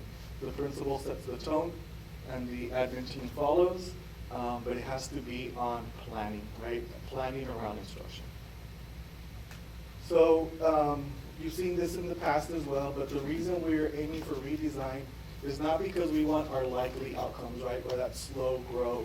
We want to try to accelerate this as quickly as possible because we know, especially with COVID, that we have to accelerate our learning. And we have to ensure that we are recovering the learning loss that we had for almost 2 years. And so with the process that we use with Transcend, our design partner, is ultimately about creating that equitable student experience and having those increased student outcomes. And the way we've done that is to go through the school redesign process. But we have to ensure that we have the conditions for innovation. So we have to have an innovator mindset, an open mindset, a lot of clarity, lots of questions, back and forth redesign so we can get it right. And so the items that we have identified that are important to this work is it has to start with the why, right? That compelling case of why are we redesigning. For our 2 middle schools is we know that we've been low performing for several years, and the last rating that we had was the F rating. So we have to do something just different. The what is really ensuring that we all understand what is the mission of that campus. What are the graduate aims, right? What do we want our students to leave with when they leave our middle schools? And then what are those design principles, things that we know we're going to hold true as we go through this entire process? And how we do that is that we change the student experiences and that we change some of the school elements. Also a review slide, TEA says you can have the grant, right? But with the money comes some things that you must do. So you must include blended learning. You must include the high quality instructional materials. You must include high dosage tutoring. You have to address the social emotional well-being of the students, right? Address the whole child. And then finally extend the learning time. And we're doing that through ACE and through moving the learning time 10 minutes earlier. So this is a 3-year journey, and we just started this, but we've been at it for about a year. And I'm gonna go into the process. So currently what you see on the screen is the process that we started. So this is one of the documents that you have to approve for tonight. And so we started by identifying the campuses in September of 2021. Between October and April, we created the redesign plan. You'll have seen the copies of that. You have the blueprint in front of you as well. We shared the design plan with the superintendent leadership team on February of this year. We've finalized this plan for the last 4 months. We have to turn it into TEA by May 16th. But before we do that, we had to come up with the performance agreements, which are for your approval tonight. And then we had to ensure that we have this board approved and this board discussion. And then quarterly, we will update you all the way we do with our other district initiatives. That's the timeline for this school year for the 2 middle schools. Moving forward, the first step now is hopefully we start identifying the campuses for next school year, which we have between March and April. And then we start that redesign process earlier so that we don't have to wait until next fall, so that the next elementary campus that goes through this process, we can start in the summer. And so that gives us an entire 12-month cycle instead of just about 9 months. And everything just gets accelerated, and it buys us some time, so I'm not gonna go line by line. But the idea is that we wanna create as much time for that middle school, or for the elementary redesign to happen. And of course, we would come back in June of 2023 and start this cycle again by going through what TA calls a quality seats analysis. In other words, what is our portfolio of schools? How are they doing? What is the performance, and what are we gonna do differently? So now, on the links for the public, that's where you can find those blueprints for AJB and Barnes. We're not gonna go through them because they're about 40 pages each. But we will hit some of the highlights. Again, we haven't done this work alone. This is not about what the principal wants or what I want in isolation or what Dr. Gutierrez wants. It is the vision of a team, right? So we start with our design partner. We have a weekly meeting with our planning team, which includes all the admin team, plus central office staff for support, and then the design team, which sets the vision of the school design, which is leads on the campus, including a department lead for each subject or core area. Lots of text on this slide, but what we wanted to do was show that it all starts with the mission, right? We have to know what is the vision of the campus, what are we trying to achieve every single day. Our graduate aims is that we have that intellectual prowess, those habits of success, relationship skills, and pathfinding. Those are the things that we want our students to lead with. The design principles that we focused on are high expectations, relevance, right? We want relevant learning. That's why that Friday experience is so important, that it looks different and is relevant to students. We want to address the whole child, not just the academics in isolation. We want active self-direction. So we want our kids to take ownership of their learning.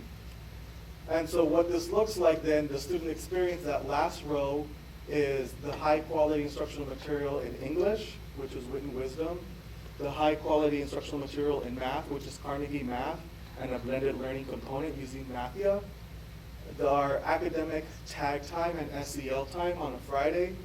Our Flex Friday also includes the SEL block for an hour and 3 PBL blocks where they do the project-based learning. And finally, the high dosage tutoring through the tag time, but also after school days. So that is AJB. Same idea with Barnes, different people obviously. Transcend partner, Dr. Hung. Same process with the planning team every week. Design team also chairs from across the campus, including other staff such as the counselor and ACE. Start with the mission, right? We're about ensuring that all our students are learning, that they explore, that they reflect, and they grow every single day. Our graduate aims, every single student needs to leave Barnes being an academic scholar. They have to leave Barnes being a collaborator, a self-reflective learner, and a courageous citizen, right? That ties to our vision statement. The design principles, learning has to be relevant, learning has to be rigorous, and we want a connection to community. And finally, the student experiences high-quality instructional material in ELAR, high-quality instructional material in math. Bold Fridays is what Barnes is calling theirs. Their SEL time is called Toradors Reflect. We want them to reflect. We want them to build relationships. We want them to become better citizens. Torador Grow is their intervention, right? We know that we have to have intervention. And then, of course, Torador Explore, which ties to the mission statement, is their PBL electives. Same schedule, or no, I take that back. Same master schedule, it just looks a little bit different on each campus. So I'm going to jump to the performance agreements. Performance agreements are listed there. Again, I'm not going to go through them, but we've seen them. What this does is it really ensures that the district tells the campus, we're going to support you through this innovation process because we know it's different. It also provides some flexibility and autonomy that's granted to the school that's written and that we agree upon. And then it also identifies performance measures for the leader on where we expect the performance of the campus to be after 3 years. It provides for the leader a 3-year commitment to the school community to say, we know that this work is going to be hard. We know that this work is not going to be as fast as we need it to be if we're going to do it right. So we have a 3-year commitment with the school leadership. And then it establishes a quality review process. So while there's increased autonomy, accountability, we're going to support you through this process where we're going to meet with you on an ongoing basis and then report back. Questions or feedback?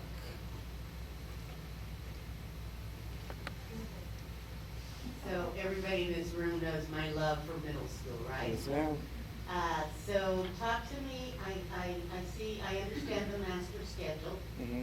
and it looks to me like Mondays through Thursdays is very similar. Very typical, yes, ma'am. Right, the Fridays look a little different, but the amount of time that is spent in PPLs and SEL is pretty equal.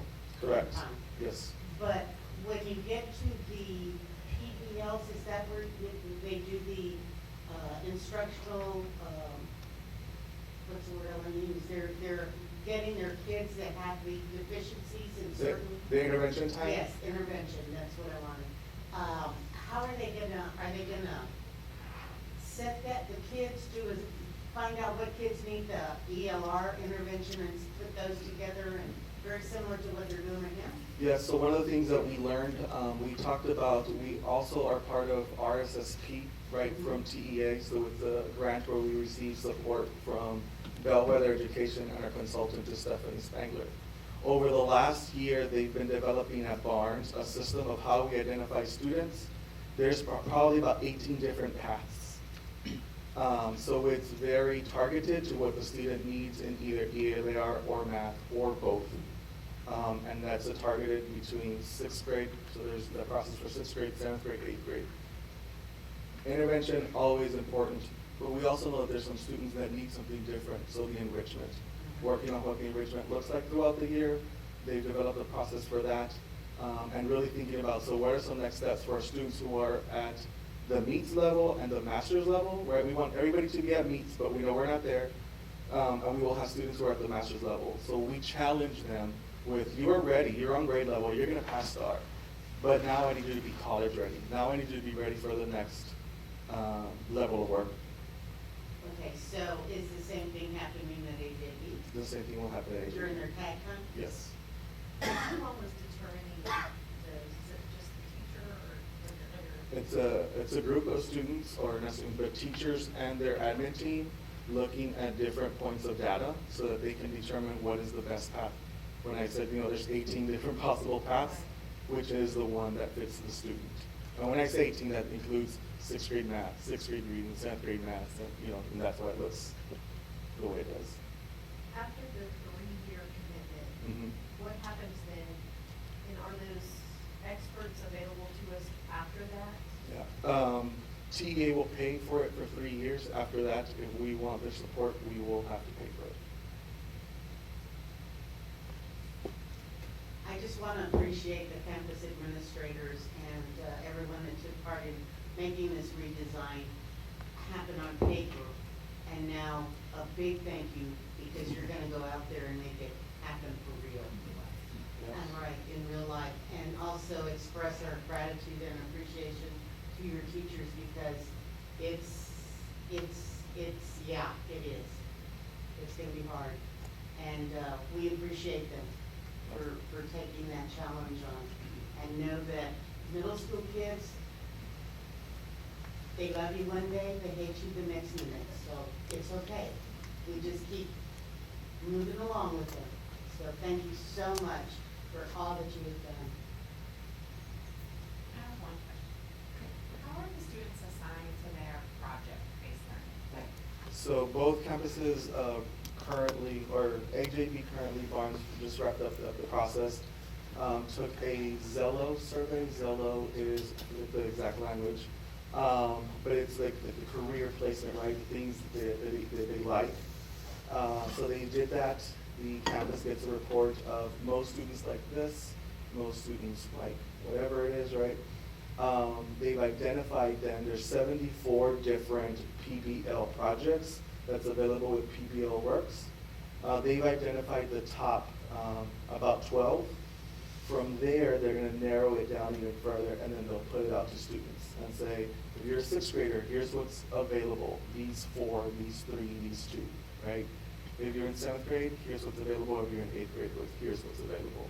So students will have a level of choice, but there's no way that we could offer 20 or 30 different ones because it's way too much work to take on year one. So year one, right? The language I've been using recently is we don't lose the vision of year 3, right? We want to get to that year 3 where there's a lot more student choice, a lot more student voice, but we are 3 weeks away from the end of the school year, and we have to be ready to launch PBL in August. So we're going to narrow down the choice, but there will still be some choice. And when I say 3 weeks, I'm not including testing. I have another question. I know we rolled this out to the community, to parents, and offered them an opportunity to come and learn about it. I know there was attendance at them, but maybe not an overwhelmingly response. Are there plans to do another round? Yes, ma'am. We will have another round in May, so in the next couple of weeks. And then we will have a launch party per se, at each campus as their back to school night or meet the teacher night. Will some of those discussions be held at the elementary campuses with the 5th grade parents? They won't be held at the elementary campuses, but we've invited from each campus the 5th grade parents to join us. And what about the students? Are they aware of the change? We're thinking about how we create a student-friendly kind of here's what your experience will look like, but we haven't developed or delivered that yet. But yes, students, they need to know, right? Especially get excited about what next year looks like. You talked about redesigning the elementary and moving into the next year. Mhm. Is that all 7 elementaries, or do you think? No, so we will do one at a time. The grant is due May the 9th. So a lot more information is forthcoming as we get ready to submit that on May 9th. Right, I'm getting my acronyms mixed up. So Toro time and tag time, the difference is? Yeah, Toro time and tag This is time at AJB. is AJB, Torador time Okay. at Barnes. But what was the difference on what they're doing during those 2 periods? Same intervention period, it just looks a little bit different over the years, so. So tag time and Toro time are both intervention? Yes, one is one iteration 1 year, the other one is another iteration from a previous year, but the idea is intervention or enrichment. I know this is a very challenging time moving into this, so I also would ask that our teachers be open to this newness and embrace it, because I think in the long run, it's going to be best for us. Oh yeah, I think we're all really excited about it. I do have a question about the Friday. Just in my mind, knowing those middle school kids, I'm wondering if they're going to be excited about what's going to go on and be more, excited about coming to school on Friday, because I know historically that's not, our best attendance day. Or do you think they'll think, well, I don't have to come because I'm not getting a grade, so I'm you know. So we've talked about that, and we've gone back and forth, like, is it a Friday, is it a Monday, is it a Wednesday? We kept it on a Friday because we wanted to have something that the students will enjoy, a project that they are committed to, there's some choice, and hopefully that increases attendance. And we'll probably have to tweak along the way, right? That's part of that redesign process, that continuous improvement process. And we've also talked about how we're gonna hold kids accountable. A student needs to understand that this is your project and there will be a grade tied to it. So they're gonna be scheduled in teams, like just like a class. So it'll be a grade that's assigned. We gotta decide what that looks like, but there are rubrics available. So yeah, we knew we had to include that accountability somewhere. Mr. Gibbon? I just want to echo Belinda's thank you. That's a lot of job, a lot of work you guys put into those documents. And I would like to see the resources that will be available to the teachers and the parents, especially the parents, that they'll be able to see the progress throughout the school year. Thank you. Yeah, I think we're all extremely appreciative of the time that's gone into this. So those of you in the back, thanks for all your hard work, and thanks for sticking around tonight. Did you involve the two doctors, and they were at the meeting? Yes. I was real impressed with them, and I don't know if there might be an opportunity for them to come before the board to meet them, because they were dynamic. Yep. I'd like for them to meet them. We will arrange something, if we can't make it happen, just because one lives in Boston, the other one lives in Memphis. We will arrange for that to happen. So if not in the next month or two, definitely before the launch of the program. So we'll make sure, they'll be here. They would have been here a lot more often also, but of course COVID, and then we had that ramp up in January, and it was a little crazy. Any further discussion? Right, in front of us, we have a recommendation that the board adopt the timeline blueprint and performance agreements for A.J. Briesemeister and Jim Barnes Middle School for redesign. Do I hear a motion for approval? I move to approve. Thank you. Ms. Moreno has made the motion, and Mr. Guerra has made a second. If there's no further discussion, all in favor, raise your right hand for approval. Opposed, same sign. Motion carries 7-0. Congratulations. Congratulations, middle schools.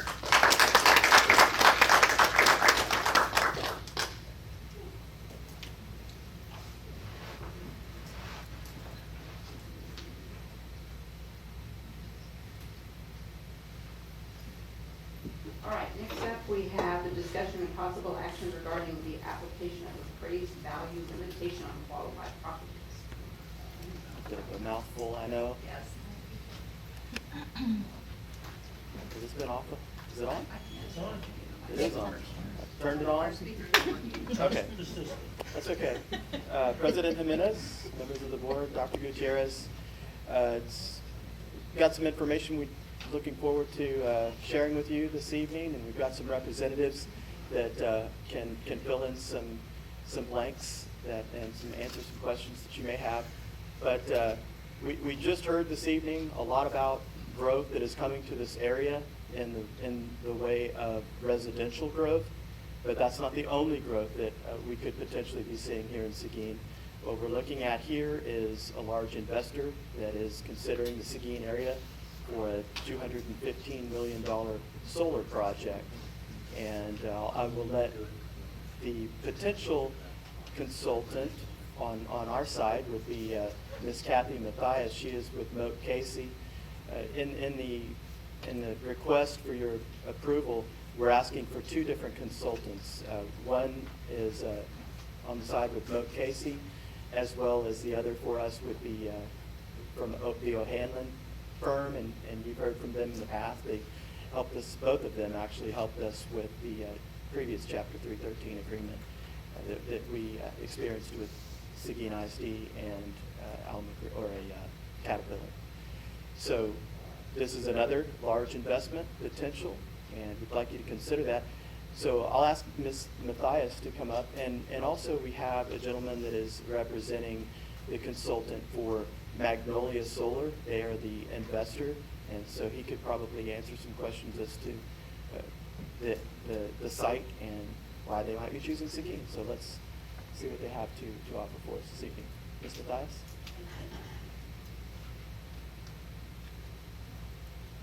Board of Trustees and Superintendent Gutierrez. I am Kathy Mathias with Moat Casey, and like he said, we do school finance, and we're your school finance consultants on your Chapter 313 projects. The O'Hanlon, Demarest Castillo is the law firm that works on your behalf with agreements and the process and stuff like that. But Garrett Peters is here from the tax consultant for the company, and so he can talk about the project and give you a quick overview of where it'll be, size, and you can ask him questions about that. And then my job is to go over dollars for you and the impact on the school district. Thank you, Board, President, Superintendent, for having me. My name is Garrett Peters. I'm a consultant with K.E. Andrews, and we have been engaged to help Magnolia Solar Development with this process. We do this work across the state of Texas and in other states in the Southwest, helping applicants or industry engage in local partnerships with school districts, counties, hospital districts, etc. This project specifically is being developed by a fund called Azora Americas, LLC. Azora is a Spanish hedge fund conglomerate, and they're looking at doing some projects here in Texas in the solar arena. This one specifically is Magnolia Solar Development. The project is on the southeastern side of the county, as well as Seguin ISD. As Kathy mentioned, or as the CFO mentioned, it's a $215 million investment. Solar is a very long-term asset. It's a 30 to 35-year asset. So the application that we have in front of you that Kathy will speak further about is for the statutory 10-year limitation, but the project will be here 20 to 25 years after the benefits of the limitation have left. The project, like I said, is located on the southeastern side of the county. I don't believe there's any conflicts on the school board. You would know if you had a conflict. The land has been under lease for quite some time.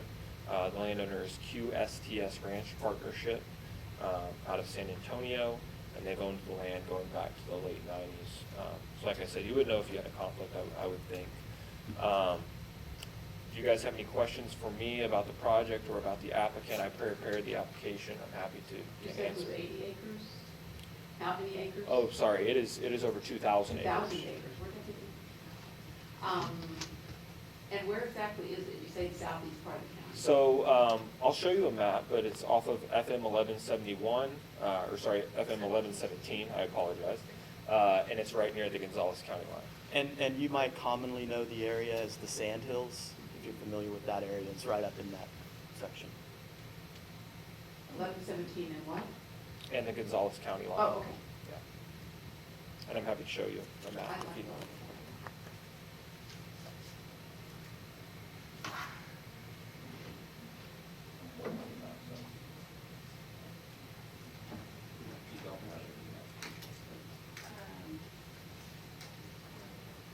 It's a very zoomed in map.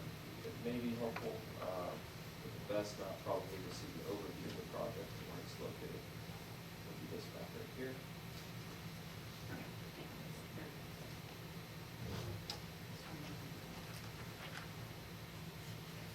And what development is planned on the property? Solar development. So it would be utilities. It would be a utility scale solar farm. So yes, it would be panels no taller than me. You would not really see any of the infrastructure unless you were right up on it. The panels do not produce a glare for any drivers down 1117. The panels are constructed to absorb as much sunlight as possible to generate power as opposed to reflecting. But that would be the nature of the development. There would be a substation on site as well. But that's relatively it. So just trying to picture how big this is going to be. There's a little solar project right outside of Seguin on Highway 90, alternate 98. And then there's a really big one over on Route 1604 in San Antonio. So which of those do you know? I'm not familiar with the capacity or the acreages of those projects. 250 megawatts, like I said, is about 2,000 acres. But I couldn't really give you much scale other than that. Sorry. Probably closer to that one on 1604.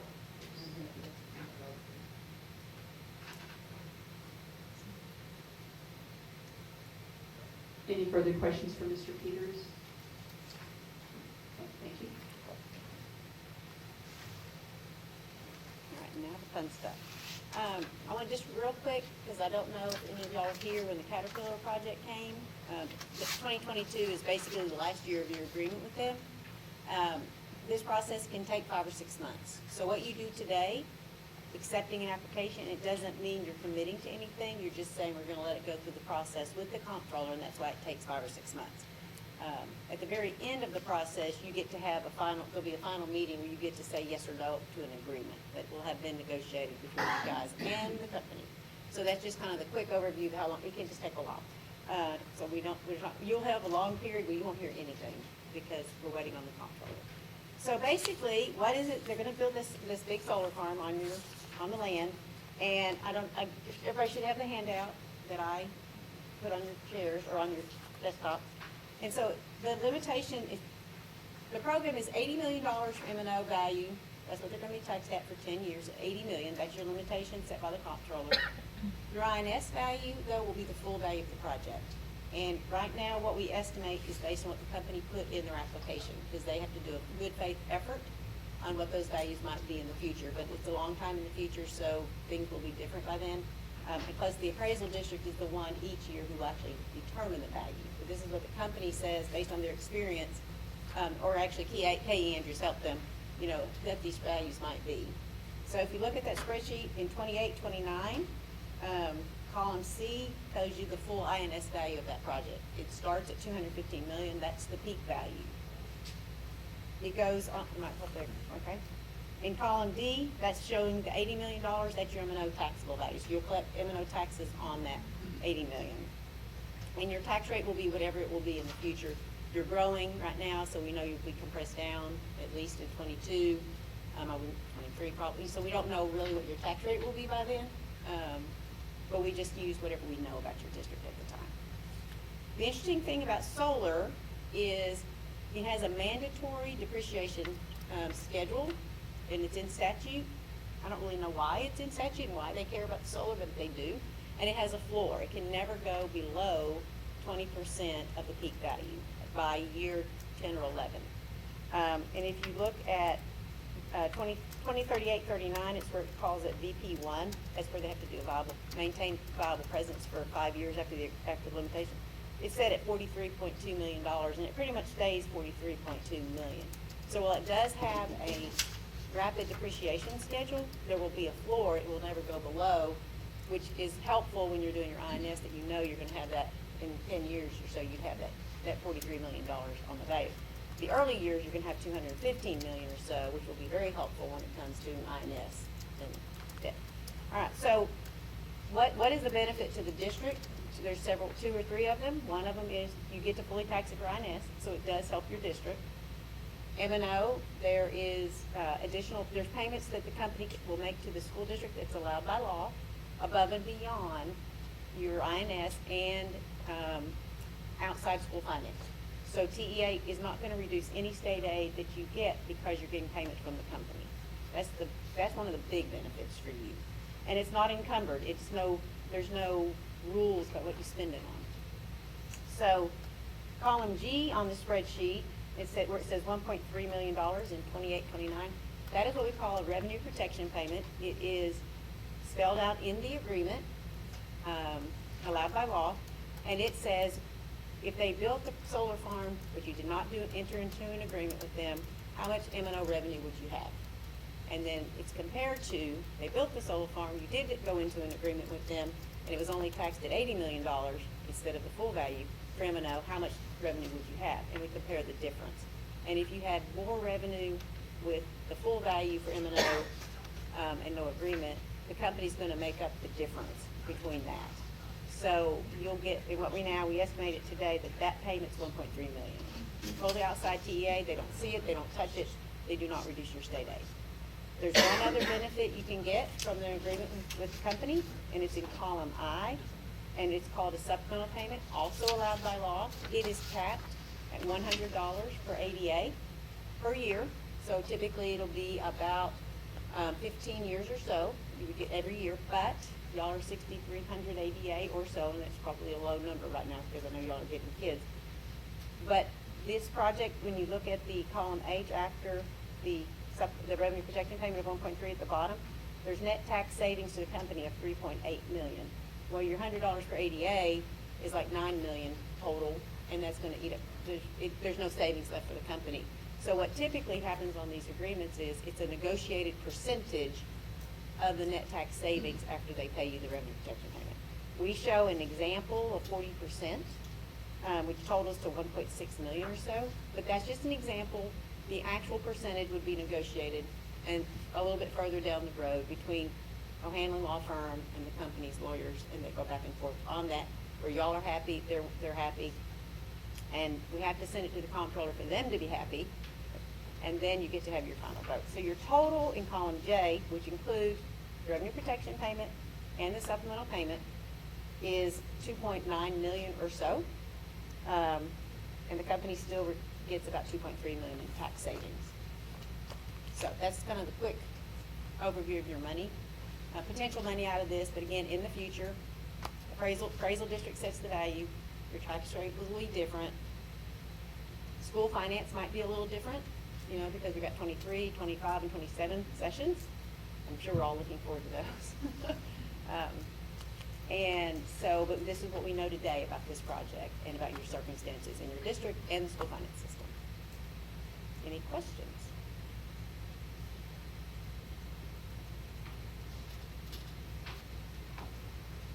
And on your INS side, of course, because you can, if you don't need to issue bonds, but it sounds like you're going to need to, but if you didn't, you know, your INS rate would be lowered because to help reduce the rate for everybody in the district. But if you need to issue bonds, you just would not have, this value is going to help you not have to have quite as high a tax rate to do that. And so that's one of the other reasons why districts like to get these, especially in a growing district. They really like that. So, but anyhow, any questions? Love it. Yes. Translate it for me. I try to keep it simple, but it's always hard when there's a lot of numbers on a piece of paper. If you're feeling a little overwhelmed, it's okay, because it is overwhelming, and that's why we need two consultants, because this is a very specialized form of finance.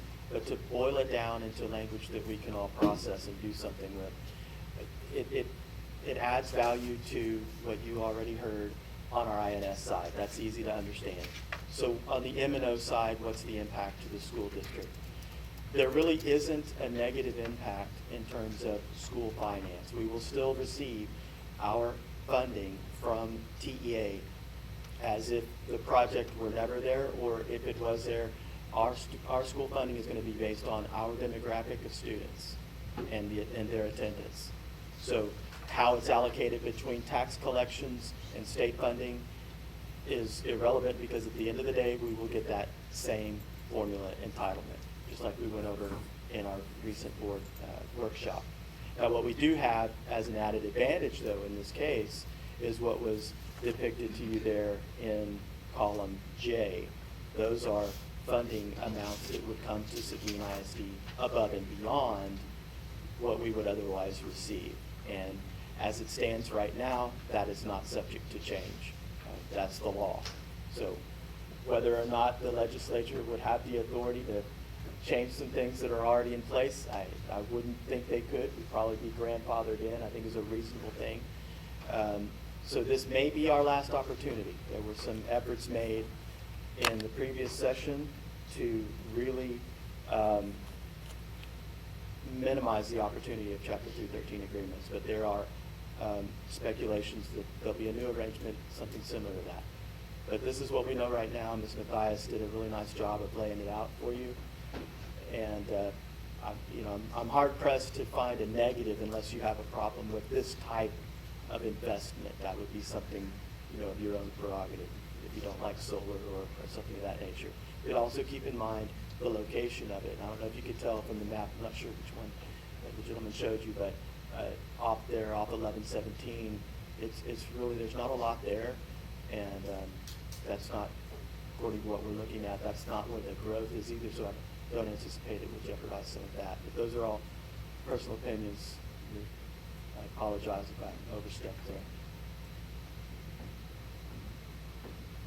And happy to answer any other questions you might have.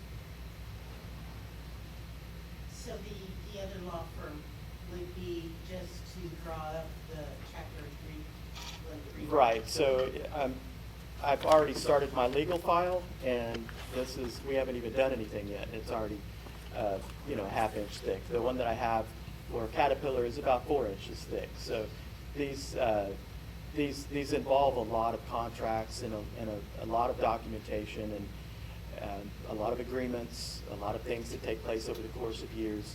And yes, O'Hanlon would be the one that would be, and also looking at some of the negotiations on our behalf. So these are structured agreements, and you need a professional that does that. And then Moat Casey can make sure that, you know, that we're handling everything from a state reporting standpoint as well as a finance objective.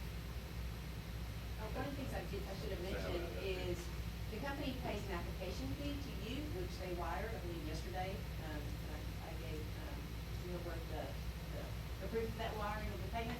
And that payment pays your fee for us and the O'Hanlon Law Firm during the application process. The company also pays for what we call maintenance on the agreement, which includes the reporting, the calculations, invoicing the company on your behalf for any payments they owe you.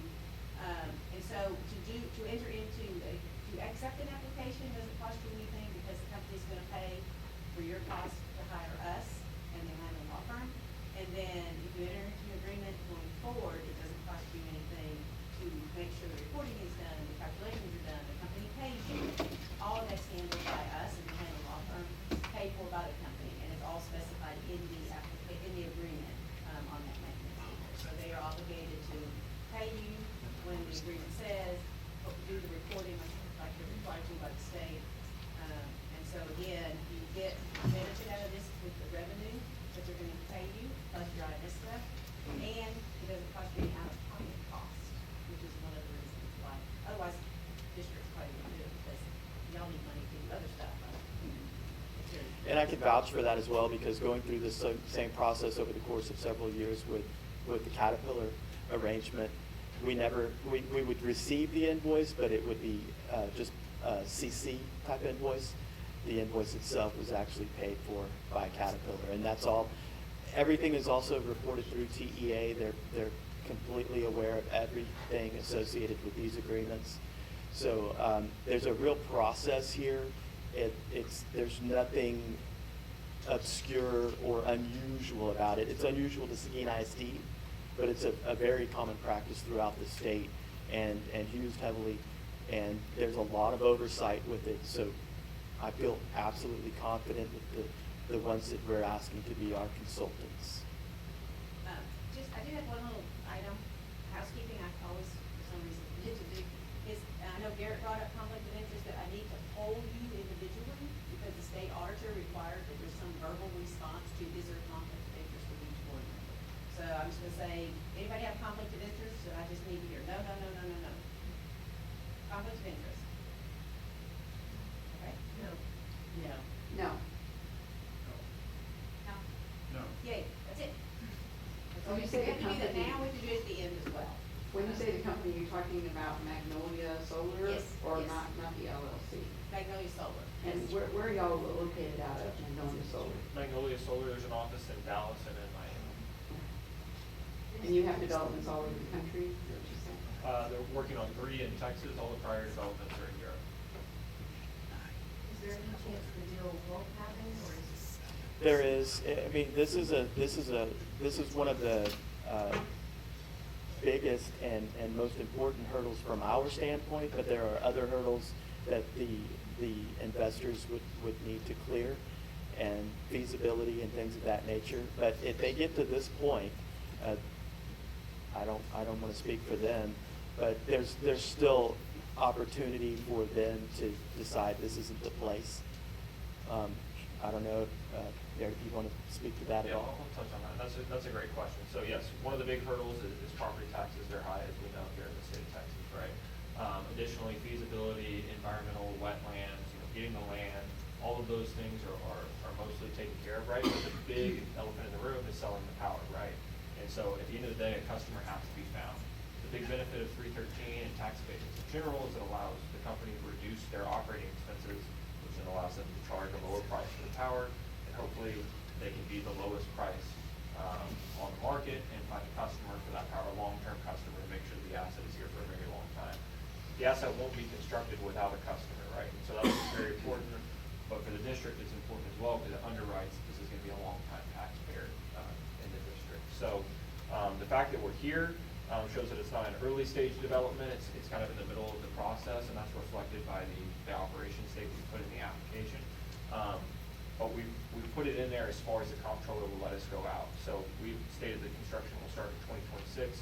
We could certainly be here in front of the district 2 months from now, a year from now, saying, hey, we've got to move that up. And the comptroller's on board with that. They've stated that that's okay within their guidance. And that's a very real scenario if the development progresses forward really quickly. Any further questions? All right, if so, do I hear a motion? Mr. Jenkins? I move to accept Magnolia Solar Development LLC application from a pre-evaluation of qualified property to authorize superintendent to review the application for completeness and subject to the conflict. To authorize superintendent to enter into any agreement to extend the deadline of board action beyond 150 days, subject to board ratification and to retain both Casey Associates and O'Hanlon, Denmark, and Castillo to assist the district in processing the application. I second the motion. Okay, I have a motion from Mr. Jenkins and a second from Ms. Duncan. Any further discussion? All in favor, please raise your right hand. Opposed, same sign. Motion carries 7-0. Welcome to Seguin. We have lots of sunshine. Thank you. Thank you for having me. As things progress here. Oh, you guys can do this if Oh, you'd like. Yeah, thank you. Have a good night. Thank you.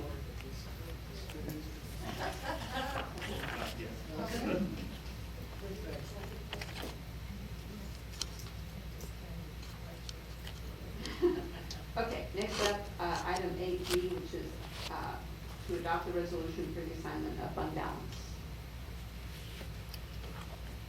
Switch gears here just a moment. And I think it was previously mentioned in Mr. Cantu's presentation, the appreciation for the hard work of the individuals involved in the design, the redesign of the middle school. So with that in mind, and I don't want to speak for anyone else, but there's a resolution here to set aside funding to show that appreciation. And Dr. Gutierrez. We have struggled over the years with teacher retention at the middle school level, and we know that teacher experience matters in classrooms. And when you look at some of the districts that look like ours or have even more challenges that have historically outperformed us, one of the things that stands out the most is teacher experience. I believe our teachers are working harder. We have more systems of support in place, rich professional development, but teacher experience is important. We are also going through the redesign process at the two middle schools, and we want to make sure that not only do we keep our current teaching staff, but that we are able to recruit talent who are willing to come and be part of this change. And so we are, we have talked over the last several years about doing something specifically for middle schools because of the challenges that we have encountered. And this is the first time that we've actually brought it to the board to put in place a retention stipend for a middle school core content star area teachers of $2,000 and $750 for your non-core areas, but not only for a retention incentive, but a recruitment incentive. And so teachers who choose to come and work at our middle schools would qualify for either the $2,000 or $750 incentive. We already have staff who are actively, when I communicated this at the end of the middle school convening that this was going to be something that was going to be proposed, and it was already an exciting afternoon, And I think this really just topped it off in a really positive way. And we've already heard some stories about teachers actively recruiting family and friends to come and work alongside them and to be part of what is happening at the middle schools. And so with that, we are bringing forward this resolution to be able to offer this incentive at the middle school. And no, we don't have this in place at elementary or the high school, but those teachers who are certified in middle school certainly can make the decision to go be part of the redesign work that's happening. So that's not only in place for external candidates, but if we have internal candidates, and we do have some folks expressing interest to go to the middle school, they would also qualify for the incentive as well. And this would not include any, this would be in addition to a compensation or salary increase that we would be looking at offering. Is it a one-time thing? It's established right now just for the 22-23 school year. So if you choose to do it again, then we would just bring another resolution next year. And this is just for teachers, not administrators? Correct. So if it's a one-time payment, when would they get that payment? Have you thought that far ahead? Well, I have, but I don't think All right, it would be we'll appropriate wait- for we'll me wait to hear make the calls. answer to that question. All right. All right, if there are no further questions, Ms. Crittenden? What happens if you teach a core class part of the day and none for the rest of the day? You know, there are gonna be circumstances like that, and we have our amazing business and HR staff who would be able to make that determination. But you have to really think about, we appreciate all of our teachers, but the bulk of this work is going to fall on those core content areas. And so we have to acknowledge that. And when you look at the planning that has already gone into place, it has really fallen on those individuals. And they are ultimately responsible for the accountability. Although everyone, and we do believe that everyone should receive something, that's why we have asked for the 750, because your choir teacher, your Avid teacher is also part of the intervention, the tag time.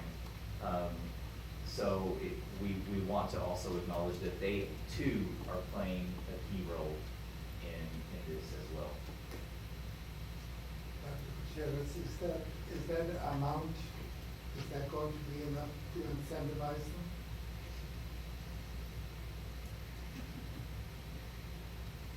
I don't know if anything is ever enough, because our teachers are working harder than ever right now, and I think you are always hearing stories about the work that's happening. There was a recent video from San Angelo ISD where a principal, we haven't shared that with y'all, we need to, where a principal talked about what's happening in education, and our teachers are taking a lot on, but we're also in the political crossfires, and so that adds another layer of stress. So, and that's where we're gonna be coming back with a discussion next week for May 4th? Yes, that may seem so far away.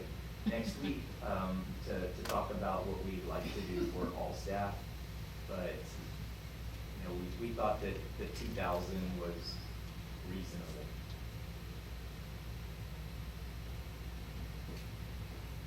If there's no further discussion, do I hear a motion for approval to adopt the resolution for the assigned fund balance as presented? Mr. Amador? Mr. Amador, do I hear a second? Mr. Jenkins? All in favor, raise your right hand. Opposed, same sign. Motion carries 7-0. Thank you. Ready to change hats again? Always. All right, so next up we have the approval of the district annual financial audit services. So it wasn't, maybe 2 months ago, we had a surprise visit from our longtime audit firm, Maxwell Lock and Ritter. They are no longer going to audit school districts. So it wasn't us, and we were hurt, We enjoyed a great relationship with them, and they did quality work. We were sad to see them pull out of the industry. But what we did was immediately publish an RFQ, request for qualifications, which is the method of basically a bid for these types of services. And we had several responses. All of them were high-quality responses, but I'm proud to present the recommendation for Belt Harris Pahacek, who did our audits 8 or 9 years ago, and I worked very closely with them, and they're a fantastic firm. They do a lot of work throughout the state. We're looking forward to, hopefully, with your approval, having the opportunity to work with them again. Any questions? There wasn't anything we did. Well, I hope not. No, I think they actually enjoyed it a lot. They were kind of, they came out here personally so they could have just called us and said, hey, we're going to do this. But they actually took the time to come out. And, it's good to know you have a relationship with absolutely. these other folks. Do I hear a motion for approval? Okay, Mr. Amador is moving to approve the contract with Belt Harris Pahacek, okay, LLLP for the annual financial audit services for the fiscal year ending June 30th, 2022, with the option to renew for an additional 4 years. Do I have a second? Ms. Crittenden. All right. No further questions. All in favor, raise your right hand. Opposed, same sign. Motion carries 7-0. Moving on to item A-F, which is the TEA Instructional Materials Allotment Adoption.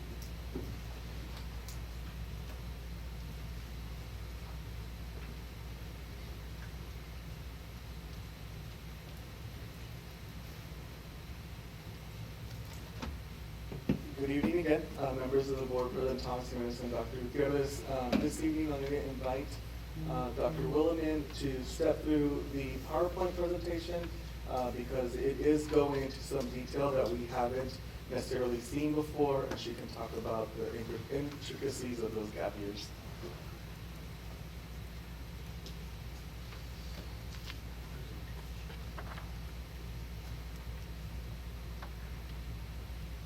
President Thomas Jimenez, the board, and Dr. Gutierrez.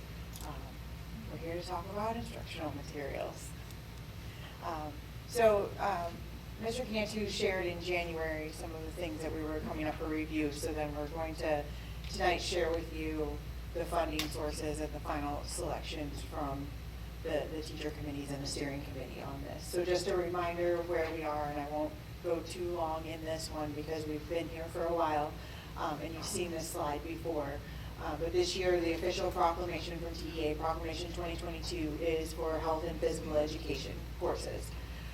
And then we also have to address and approve materials this evening for the gap years because there isn't a Proclamation 2023. And so because of that, there is a gap year created between contracts of science and math materials. And then also with the redesign of the middle school, we'll be looking at introducing new ELAR materials to the middle school. So those are all the things we're going to go through this evening. So to address the gap years for elementary school, we're looking at kindergarten through 5th grade. We'll have Eureka Math for kindergarten through 5th grade. This is an open education resource through TEA, so this will not impact funding in any way, shape, or form. For middle school, 6th through 8th grade, and Algebra 1, we will continue using Carnegie Learning, which is part of a grant as well, and that is funded through a TEA grant. Geometry and Algebra 2 will continue to use their current materials because of the textbooks that we have, and we have enough consumables to get us through the 4 years, as well as pre-calculus will continue to use their current materials because we have the textbooks. Yes. And then to address the science gap years, we will continue to use STEM scopes pre-K to 12th grade, and the funding that will be used for that will be through ESSER 3 funds, and we're entering into a 1-year contract with them, and then we'll reevaluate that. But that will be a continuation of the current materials that we have been using. And then with the ELAR middle school redesign, we wanted something, again, as what we've seen earlier was the high quality instructional materials. And so we sought input from different district administrators, campus administrators, and teacher leaders, and we wanted something that was going to be a comprehensive curriculum that was going to integrate reading and writing together and to be able to have those complex texts that our students need to be exposed to that are also relevant. And so the decision was made that we will be going with wit and wisdom for the next school year. And to pay for that, it will be a combination of the T-Class grant and the ESSER 3 funds. And then we get into Proclamation 2022. As you know, this is something that is reviewed approximately every 8 years. This proclamation was adopted in April of 2020, amended in 2021, and it was approved by the state legislature in November of 2021. And these materials are set to go into our campuses for the next school year. And this is specifically addressing our health and physical education courses. And so working with Pete Sylvius and the teacher committee and the steering committee as well, is for kindergarten through 5th grade, they want to continue using the CATCH curriculum that's already used, and that funding source will come through the Whole Child Initiatives budget. And then for grades 9 through 12, Texas Lifetime and Fitness is a digital curriculum, and that also will come through the Whole Child Initiatives budget.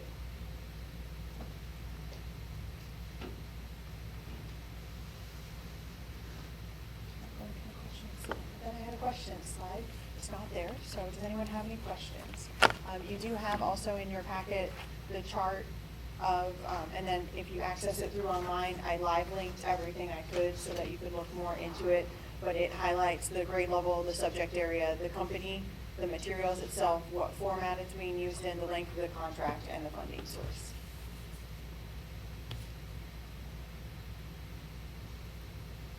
Any questions? I don't know what slide it was on, but talking about the math, it says it's a digital curriculum. Yes. I'm just trying to wrap my brain about how you teach math digitally or electronic. I mean, do they still have their pens and papers and do their calculations with their, okay. Yeah, it's just available in both formats. Okay. We will get print versions of it too.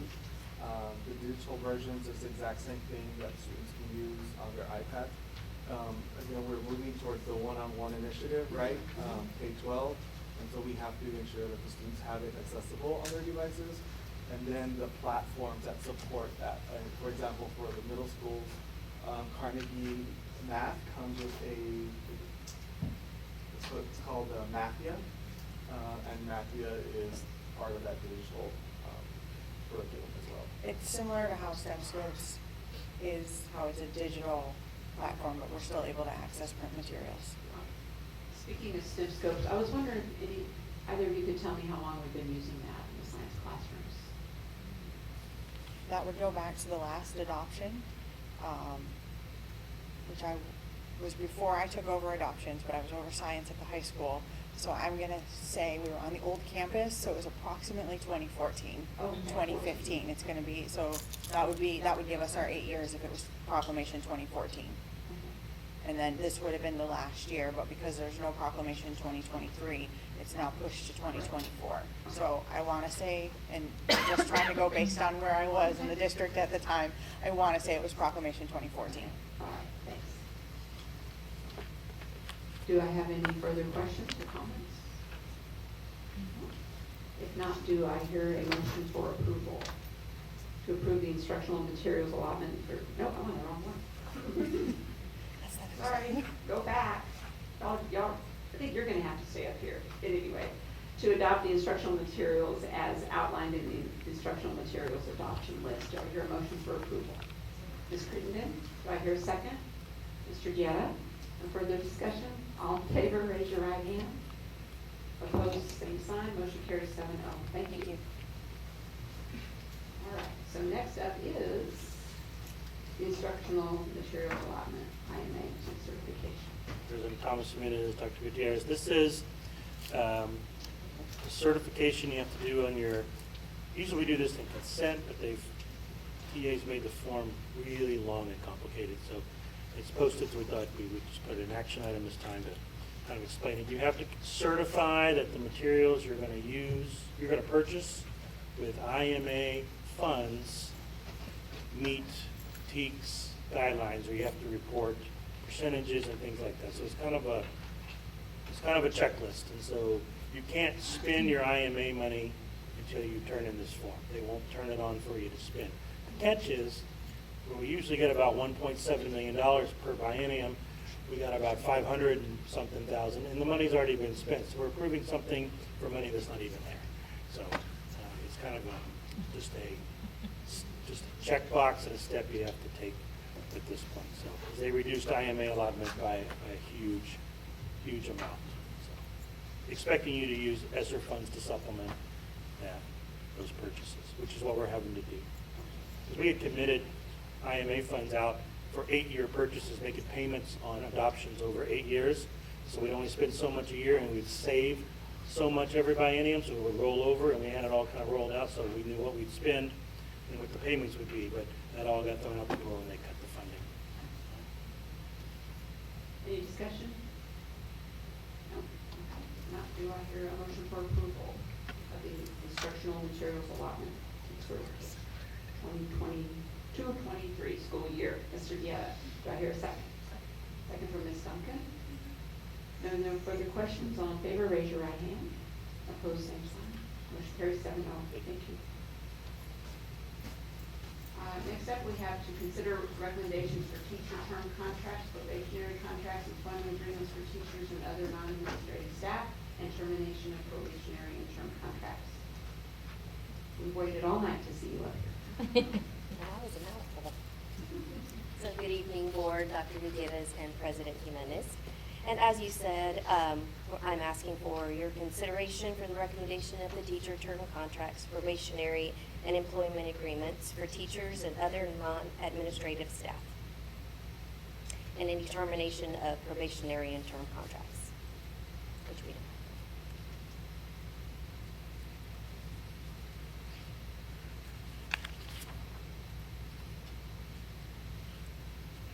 It looks like y'all are looking at the list. It's quite a list. I looked at the list now. It's not. I could not read it on my phone. Oh, okay. Well, I was kind of curious, and I don't know, maybe it's just my copy here, but we have a list on page 253 and then another list on 254. And is that first part a continuation? Yes, ma'am. They're just not in alphabetical order. There's that one section on top that says, at least on my copy, Jane Coleman. Oh, that's the columns went all the The way columns, down. okay, Yes, okay, ma'am. I understand now. All right. All right. Did you approve the total in the streaming away? I was reading it and it came away, so Sorry. it's okay. Let me put it back on. Move to recommend teacher term contracts, probationary contracts, and employment agreements for teachers and other non-administrative staff, and termination of probationary and term contracts. I have a motion to approve the recommendations. Do I have a second? Second. I heard her before I saw you, so second from Ms. Moreno. Any further questions? If not, all in favor, raise your right hand. Opposed, same sign. Motion carries 7-0. And then last up, we have to consider recommendations for term contracts, et cetera, for administrative personnel. Yes, ma'am. With our teachers, we need administrators. So, please recommend the list attached.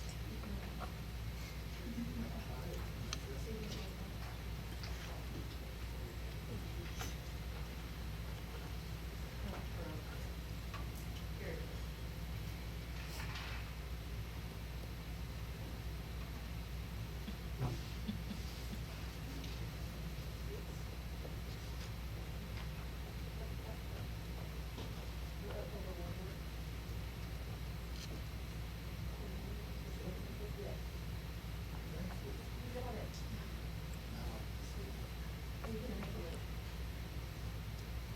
That's what they're looking at before. Do I hear a motion to approve contract renewals, employment agreements, and/or extensions for administrative personnel as recommended? Mr. Guerra, do I have a second? Mr. Amador, okay. We have a motion and a second. All in favor, raise your right hand. Opposed, same sign. Motion carries 7-0. Thank you very much. All right, last up, we have board comments and requests. Anybody have anything? I know it's late. I have a request, and I think what I'd like is just, Bill, this involves you, some kind of timeline on when our campus websites will be updated. They seem to be quite dated. I'd also like to add, I would like to see pictures of the teachers and administration, maybe on these websites as well. So, a lot of times I hear, just today or yesterday, I was having this conversation. Well, I don't know who that is on my campus. Well, if they could see them on the website, or if you could tell them, put all the information is on the website, go there, you can see who they are. It might be helpful. Are there any further requests? If not, do I hear a motion for adjournment? Mr. Amador, a second for Mr. Jenkins. All in favor, raise your right hand. We're going to adjourn at 9:28. And we had a vote of 7-0 to adjourn with Nancy, in case you